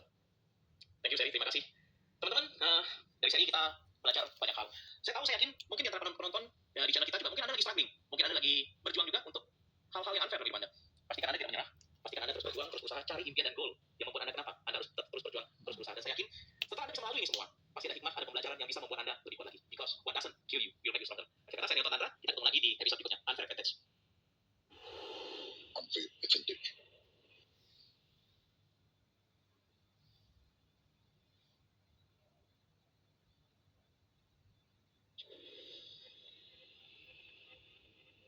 Oke, hai, halo, ketemu lagi di podcast kita, di channel kita, Unfair Advantage. Dan seperti biasa, hari ini kita ada kedatangan satu narasumber yang pastinya akan menginspirasi kita semua. Baik, jangan lupa, teman-teman semuanya, jangan lupa like, share, komen, subscribe, dan bunyikan lonceng di atas supaya Anda dapat notifikasi setiap kali episode baru kami tayangkan. Oke, kita di hadapan kita ada Izan Faikal. Halo, hai, halo Izan, thank you for coming, terima kasih sudah datang. Izan sedang sekali hari ini ya, terima kasih sudah datang hari ini dan mau berbagi di Unfair Advantage. Mungkin langsung saja ya, Izan ya. Izan ini kan masih muda ya, umur 31 tahun, bisnis sukses ya. Dan ini dalam beberapa tahun terakhir ini cukup mendominasi di dunia bisnis kita sekarang ini. Mungkin kita mulai kenalan dulu Izan dengan ceritain siapa sih Izan di waktu yang lalu ya. Mungkin Izan juga bisa cerita sih sisi apa yang sudah dilalui. Kan kadang-kadang kita melihat orang hanya dari sekarang ini, tapi kita percaya bahwa orang sekarang ini yang terbentuk adalah hasil dari masa lalu yang membentuk mereka hari ini. Baik itu baik itu buruk, betul. Ya, ada sisi yang fair atau unfair yang kita bisa ambil advantage-nya. Silakan. Jadi gue itu adalah anak pertama dari 3 bersaudara. Jadi gue sama adik gue tidak jauh-jauh. Jadi kurang lebih gue sama adik gue bedanya 6,5 tahun. Terus adik gue sama adik gue lagi gede 8 tahun. Jadi 3 bersaudara paling gede. Jadi gue sama adik gue yang ketiga 14,5 tahun. Oh, ini masih sekolah dong ya? Masih sekolah. Masih SMA. Sekarang di SMA kelas 3. Di SMA kelas 3 Jakarta. Di Lab School. Ya, di Jakarta. Oke. Yang kedua gimana? Yang kedua sekarang udah beres S2 terus sekarang jadi usaha sendiri. Oh, di Indonesia. Oke, gitu. Nah, apa namanya? Karena gue 3 bersaudara kok otomatis gue dari dulu dia dididik sama orang tua keras banget sebenarnya. Jadi bokap gue sebenarnya dari dulu, kalau ditanya mampu apa enggak, ya alhamdulillah sih, ya berkecukupan ya. Orang tua bisnis atau kerja atau PNS atau apapun? Orang tua bisnis. Oh, oke dong, bisnis. Jadi dari dulu dia bisnis. Sebenarnya awalnya jadi kayak asisten dosen gitu. Terus akhirnya dia akademis. Ya, betul. Karena bokap gue S3. Jadi bokap gue doktor pintar ya, PhD gitu. Nah, terus akhirnya dia ke bisnis sampai hari ini lah kurang lebih gitu. Nah, karena bokap gue ngedidik gue lumayan keras, dia bahkan dulu gue kalau misalnya mau pulang sekolah gitu ya, gue benar-benar nggak boleh pulang sekolah kalau nggak pakai jemputan. Kenapa? Karena kalau gue nggak pakai jemputan, gue pasti disuruh pulangnya nggak boleh pulang. Jadi gue benar-benar kayak lu pulang nggak sama jemputan, lu pakai tendang. Jadi gue dulu pakai tendang. Kalau mungkin bapak lu nggak percaya sama lu nggak langsung pulang ke rumah. Terus gue SD. Jadi gue dari bahkan dari gue TK, bokap gue itu ngedidik gue keras banget. TK, SD, SMP itu sebetulnya gue nggak tinggal di rumah. Jadi dari TK sampai SD itu menurut gue paling kerasa. Kenapa? Karena bokap gue segitu kerasnya gitu ya. Sampai dia tahu ya membentuk anak itu dari kecil ya. Betul mungkin. Tapi kan kalau misalnya kita belajar zaman sekarang kok ngeliat bahwa anak nggak boleh dikasarin dan macam-macam. Tapi kalau misalnya gue rasa kalau bokap gue nggak melakukan itu dulu, gue nggak bakal bisa jadi hari ini. Hal yang lu lihat dulu unfair. Betul. Ternyata itu advantage. Betul. Ternyata karena gue digituin, akhirnya gue bisa jadi sampai hari ini gitu. Nah, pas gue lanjut ke S2 itu barulah mulai ada masalah di keluarga gue gitu. Bokap gue karena seorang pebisnis bisnis, gue tahu ya, bahwa seorang bisnis itu kan resikonya lumayan gede. Iya. Nah, bokap gue ini Bisnis yang pakai modal kan? bisnis yang pakai modal, Ya. betul, bisnis yang pakai modal. Akhirnya bokap gue kena masalah lah, intinya kena masalah sehingga dia harus masuk pesantren. Kalau bahasa bokap gue, ya, dia harus masuk pesantren, Masuk penjara gitu? betul. Oke. Ya, kalau bahasa bokap gue artinya apa masuknya pesantren? Berapa tahun baru lulus itu? 5 tahun. 5 tahun. 5 tahun gitu ya. Dikarenakan apa Itu ya? pesantren Jakarta atau di mana? Jakarta enggak di Bandung. Di Bandung. Bandung. Suka miskin ya? Betul, gitu ya. Oke. Akhirnya bokap gue masuk di sana kurang lebih sampai 5 tahun. Oh, itu saksi satu pukulan berat ya? Luar biasa kok, luar biasa kenapa? Karena Waktu itu lu masih lu berarti umur 22 ya? Lu umur 21 22 ya? jadi kejadian Terus itu adek lu mungkin baru lulus sekolah kali ya? kejadian itu 2012. Ya. Ya, kejadian itu 2012 Ya. itu berarti gue kuliah tahun 3. Oh, pas kuliah ya? Ya, gue kuliah tahun 3 karena gue lulus 2013. Kan gue masuk 2009 tuh. 2009 masuk 2010 tahun kedua, 11 tahun kedua. Ya, terus gue masuk 2000. Jadi 2012 jadi 3 tahun, 5 tahun enggak ketemu ya? Oh, belum besok ya, besok bisa. besok bisa, besok bisa. Jadi nyokap sendiri sama lu, adek lu 3. Betul. Lu 2 ya? Betul. Nah, di hari itu gue sampai gak boleh pulang ke rumah. Kenapa? Gitu. Karena kenapa? Karena bokap gue khawatir kalau gue pulang ke rumah nanti malah bisa gini loh, bahasa itu bisa disadap lah, bisa di apa macam-macam sehingga gue gak bisa beraktivitas seperti biasa. Oh, jadi lu nyokap adik semua ngungsi? Bisa semua kecuali nyokap gue. Jadi nyokap gue jadi mencar ya? iya, mencar. Jadi gue di Bandung gak boleh pulang ke rumah. Terus akhirnya Itu boleh tahu kenapa ya bisa masuk penjara ya? Bisnis bisa masuk penjara? Karena perdagangan ilegal kah atau apakah? enggak kok. Enggak ya? Bokap gue halal. Halal, oke. Cuma namanya bisnis kita kan pakai modal benar kok. Ya. Nah, dan berikutnya juga pasti ada yang namanya persaingan bisnis. Oke. Nah, ini kurang lebih ceritanya karena persaingan bisnis lah kok. Akhirnya persaingan bisnis ini yang menyebabkan bokap gue difitnah. Akhirnya bokap gue masuk ke penjara. Jadi perdata ya? Jatuhnya pidana. Oh ya, jatuhnya pidana. Kenapa? Karena ada hubungannya sama pemerintah gitu ya. Oke. Kalau gue ceritain detail soalnya nanti nggak boleh. Gitu. Jadi akhirnya Kita mau ekspos itu lah. betul. Kita cuma mau lihat apa sisi unfair yang ini kan channel podcast unfair FNTS ya. Jadi kita mau lihat bahwa semua orang itu nggak hidupnya itu oke-oke aja loh. Betul. Banyak orang hidupnya itu unfair, hidupnya itu nggak baik saja. Tapi karena ketidakbaikan itu mereka bisa menjadi satu motivasi sehingga jadi cambuk untuk mereka. Betul. Akhirnya bisa ambil FNTS dan jadi orang luar biasa. Betul. Kita mau ekspos itu cuma inspirasi kita punya penonton dan pendengar podcast kita. Betul. Nah, jadi jujur aja di titik itu merupakan titik terbawah dari hidup gue. Gitu. Kenapa? Karena secara mental gue hancur banget kok. Benar-benar hancur banget. Bahkan benar-benar gue nangis tiap malam. Itu benar kejadian. Jadi gue benar-benar sampai nangis tiap malam. Terus gue sampai ngerasain bahwa kok hidup gue nggak adil banget ya. Bokap gue tiba-tiba masuk ke sana. Di titik itu gue nggak ngerti apa-apa. Karena kenapa? Bayangin aja gue tapi nyokap gue nangis terus-terusan dan gue itu setiap minggu itu pasti gue balik ke Jakarta buat ngikutin sidang bokap gue. Oh, masih sidang ya? Sidang. Jadi itu benar-benar sidang. Sidangnya itu kurang lebih 1 tahun ya. Oh, kurang lebih sekitar 1 tahun. Dan yang namanya orang sidang itu kan kadang-kadang nggak bisa diprediksi. Kita bisa bilang mulai jam 8, tahunya mulai jam 10, mulai jam 11. Kadang-kadang kita lewat jam 12 malam akhirnya di stop karena nggak boleh lewat hari. Akhirnya ditunda. Jadi besok lagi. Akhirnya gue nggak pulang lagi ke Bandung. Akhirnya gue nggak kuliah lagi. Kurang lebih kayak gitu. Dan pernah juga beberapa kali kejadian karena gue harus kuliah. Akhirnya pas gue sidang istirahat gue balik ke Bandung. Gitu ya. Terus akhirnya gue balik lagi ke Jakarta hanya untuk kuliah. Kenapa mesti sidang diikuti? Karena bokap gue merasa bahwa bokap gue itu nggak salah. Ibaratnya benar-benar merasa nggak salah. Terus akhirnya ditunjukin bahwa ya saya punya anak, saya punya keluarga. Terus apa yang saya kerjain ini halal lah. Kurang lebih seperti itu. Oke. Supaya ada bisa meringankan majelis hakim ya? Betul, itu yang pertama. Yang kedua, otomatis gue sebagai anak lelaki nomor 1 gitu ya, pasti menjadi tugas gue untuk bertanggung jawab kepada keluarga gue kan. Walaupun di hari itu gue nggak boleh pulang ke rumah, tapi gue selalu colongan tuh gue datang ke sidang di Jakarta. Jadi kalau gue datang ke Jakarta gue datang, habis itu gue balik lagi hajar ke Bandung. Jadi gue nggak pernah pulang ke rumah. Gitu. Dan di hari itu gue benar-benar drop banget. Di hari itu yang literally support gue mungkin istri gue hari ini kok. Karena gue kebetulan istri gue itu gue pacaran dari zaman SMA kelas 1. Oh. Yuki. Jadi Yuki ini selalu nemenin gue buat sidang dan macam-macam sampai akhirnya bokap gue masuk ke penjara gitu ya karena dinyatakan bersalah gitu. Nah tapi dari situ akhirnya bokap gue tetap fight sampai di tahun kelima gue nengokin bokap gue karena kebetulan di Bandung juga tapi gue nggak boleh sering nengoknya jadi gue nengok weekend doang nengokin bokap gue dan macam-macam Bareng ini bareng bareng bokap ada di nyokap sama di balik ke Bandung gitu ya terus akhirnya kita tengokin bokap gue sekarang kumpul lagi semua. sekarang alhamdulillah kumpul lagi bokap gue udah keluar itu 2017 Masih bisa? masih bisnis Di bisnis yang industri yang sama? masih bisnis Oh, bokap lu tough sekali loh. betul Ya. gitu masih Ini kalau orang biasa kayak gitu udah kapok kali ya? udah apa Udah quick kali ya? jujur pak gue sendiri gitu ya gue sendiri merupakan anak seorang pebisnis gue sebelum mulai bisnis yang sekarang gitu ya gue itu bisnis juga kok Oke. gitu Bisnis apa dulu bisa? jadi gue mulai bisnis itu di 2011 kok jadi gue bisnis kita mulai start bisnis dari kecil kok dulu gue jual beli handphone kok jadi gue jual beli handphone tuh kayak zaman dulu gitu ya handphone di Bandung itu lebih murah dibanding handphone di Jakarta jadi gue sering beli handphone di Bandung buat gue jual di Jakarta nah dari situ akhirnya gue mulai ngerasain yang namanya punya penghasilan kurang lebih kayak gitu akhirnya gue mulai bisnis yang kedua di Bandung karena di Bandung itu banyak banget yang namanya konveksi jadi gue bikin bisnis konveksi gue bikin baju buat kampus gue bikin baju buat Inspirasi dari bokap ya? Bapak nanti lulus pasti gue bisnis nih ya? nah bokap gue sempat tanya jadi pas gue lulus S1 itu kejadian sebelum lulus S1 kok sebelum lulus S1 tapi setelah gue lulus S1 bokap gue sempat tanya sama gue dia bilang dia manggil gue AA dia bilang karena gue anak nomor 1 kan gue orang Sunda jadi dia dia tanya sama gue kamu abis lulus S1 pengen jadi bisnis pengen jadi seorang pengusaha kenapa karena papa nggak bisa nerusin kamu kuliah seperti yang aku mau jadi gue dulu pengen banget kuliah di luar negeri cuma karena bokap gue di hari itu lagi ada masalah bokap gue bilang kalau misalnya lu keluar di luar negeri yang pasti pertama papa berat itu yang pertama yang kedua adalah Itu kok di penjara tuh? masih di dalam yang kedua adalah kalau misalnya pun kamu dapat beasiswa berarti kamu ninggalin keluarga kamu sedangkan kamu anak laki-laki yang paling besar dan yang lainnya jelas jauh-jauh Jadi kepala keluarga istilahnya kan? Setelah betul bokap nggak ada. betul di saat itu gue benar-benar merasa nggak siap dengan statement itu kok sebenarnya Lu baru 21 terus bokap di penjara, lu harus nanggung jadi kepala keluarga. betul gitu akhirnya di situ gue pikir ya udahlah karena bokap gue seorang pengusaha dan gue pernah menjalani usaha kecil-kecilan pas gue zaman kuliah akhirnya gue memutuskan buat masuk ke dunia usaha Oke. itu usaha yang pertama kali gue lakuin itu adalah gue trading kok jadi kayak tradingnya tapi benar-benar kayak apa ya kayak kemaklar kali ya gitu ya jadi gue Tapi keren ya, Pak, ya, nggak kapok ya dengan pengalaman seperti itu traumatis banget loh. Itu mungkin traumatis ya. banget Karena kan kita juga ada beberapa yang pernah kita undang ke podcast ini, ya itu banyak sekali yang mereka itu kebanyakan juga pengusaha ya, pengusaha orang tuanya tapi karena COVID, karena krisis 98, karena banyak pukulan lah pengusaha kan akhirnya membuat banyak orang tua yang memilih untuk anaknya itu jadi profesional, Betul. jadi dokter ataupun jadi profesional ataupun udahlah karir di corporate gitu loh. Karena itu cukup traumatis sih. betul cukup traumatis tapi belief yang ditanamkan sama bokap gue itu sangat kuat kok bahwa ibaratnya kalau lu pengen jadi seseorang yang punya unlimited income lu mesti jadi pengusaha udah nggak ada lagi cara lain dibilang gitu opsinya kan cuma dua bokap gue kasih gue pilihan Apapun resikonya ya, apapun resikonya ya kalau mau income lebih besar harus jadi bisnis ya, kalau nggak suka dengan income sekarang ya quit lah dari income sekarang. Ya, lu jadi profesional aja. Jadi pebisnis jangan jadi profesional kalau memang nggak ada pengen income lebih gitu. betul karena bokap gue cuma bilang gini kalau lu pengen dapat unlimited income itu jalannya cuma jadi pengusaha doang Sebenarnya semua advantage tuh semua yang bagus tuh comes with the risk ya. betul kayak hari itu lah Iya. kurang lebih gitu Nggak ada paket yang cuma enaknya doang tanpa harus ambil enaknya doang, nggak enaknya nggak mau diambil nggak bisa lah ya. betul makanya dari situ gue mikir yaudah lah gue tetap harus jadi pengusaha karena kenapa gue nggak mau jadi profesional karena profesional mungkin bisa dapat income gede kok itu mungkin ya tapi itu butuh waktu berapa lama Tapi bokap lu kok dia pebisnis tapi kok sampai S3 ya? oke jadi bisnisnya bokap gue itu tentang bakteri kok jadi bokap gue itu namanya kerjanya tuh namanya dia tuh kerjanya kayak semacam penghijauan buat lahan-lahan bekas tambang sama bekas minyak. Oh, cuma dibikin ditaruh bakteri supaya bisa difungsikan lagi. Biar, Jadi betul. konservasi alam. Betul. Jadi kan biasa tambang itu setelah itu kan mess up kan, itu Betul. mesti dipulihkan lagi. Betul. Jadi bokap lu yang memulihkan itu ya, Betul. memulihkan itu semua ya, dia punya itunya ya, bakterinya ya, Betul. untuk bikin itu jadi Hijau lagi. Jadi kan kalau misalnya udah rusak nih, terus tanaman nggak hidupnya hidup. Nah, karena dalamnya udah udah hancur, ada minyak macam-macam. Nah, bakterinya bokap gue bisa makan minyak. Nah, misalnya bakterinya mati, terus dia jadi bisa jadi lagi lah, bisa normal lagi. gitu. Oh, itu luar biasa loh. Makanya bokap gue Kalau di sekarang luar negeri itu mungkin bernilai lebih tinggi. Ya. Ya, dan nggak akan mungkin ada pesaing aneh-aneh ya. Oke, come back to the topic. Oke. Terus dengan lu jalanin bisnis, ya kan dengan lu jalanin bisnis, terus kan di insurance lu baru join di 2019 gitu ya. Tadi kita sempat ngobrol. Oh, jadi memang bapaknya ini mulia juga guys pemikirannya, maksudnya jadi bisnisin lah, tapi mulia jadi pebisnis, jadi bingung juga nih. Nah, maksudnya dia ngambil keputusan bahwa oke, gue mau bikin semua lahan tetap hijau lagi, itu kali intinya mah. Bagus sih, bukan nggak bagus ya, bagus sih, bisa sakit perut nih aku nih. Oke lah, thank you banget udah nonton video kita kali ini sama 2 jam ya, nggak ngapa-ngapain nih kayaknya, ngedengerin orang aja ngoceh-ngoceh. Ya mudah-mudahan aja channel kita ini dapat memberikan banyak sekali manfaat, walaupun ini nih habis ya, makan yang penting makan habis ya. Kita bakal bikin video-video baru lagi yang akan datang.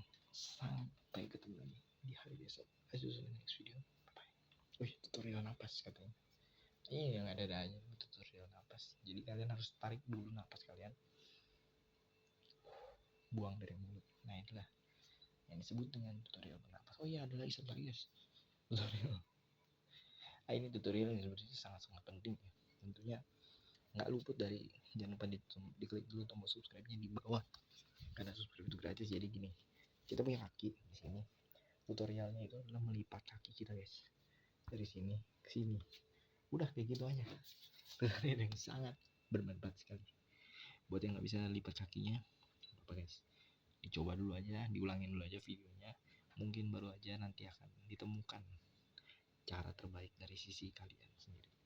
Jangan lupa pakai hashtag apa nih aku ya, hashtagnya drink tea. Nah, itu mantap bos. Bye guys.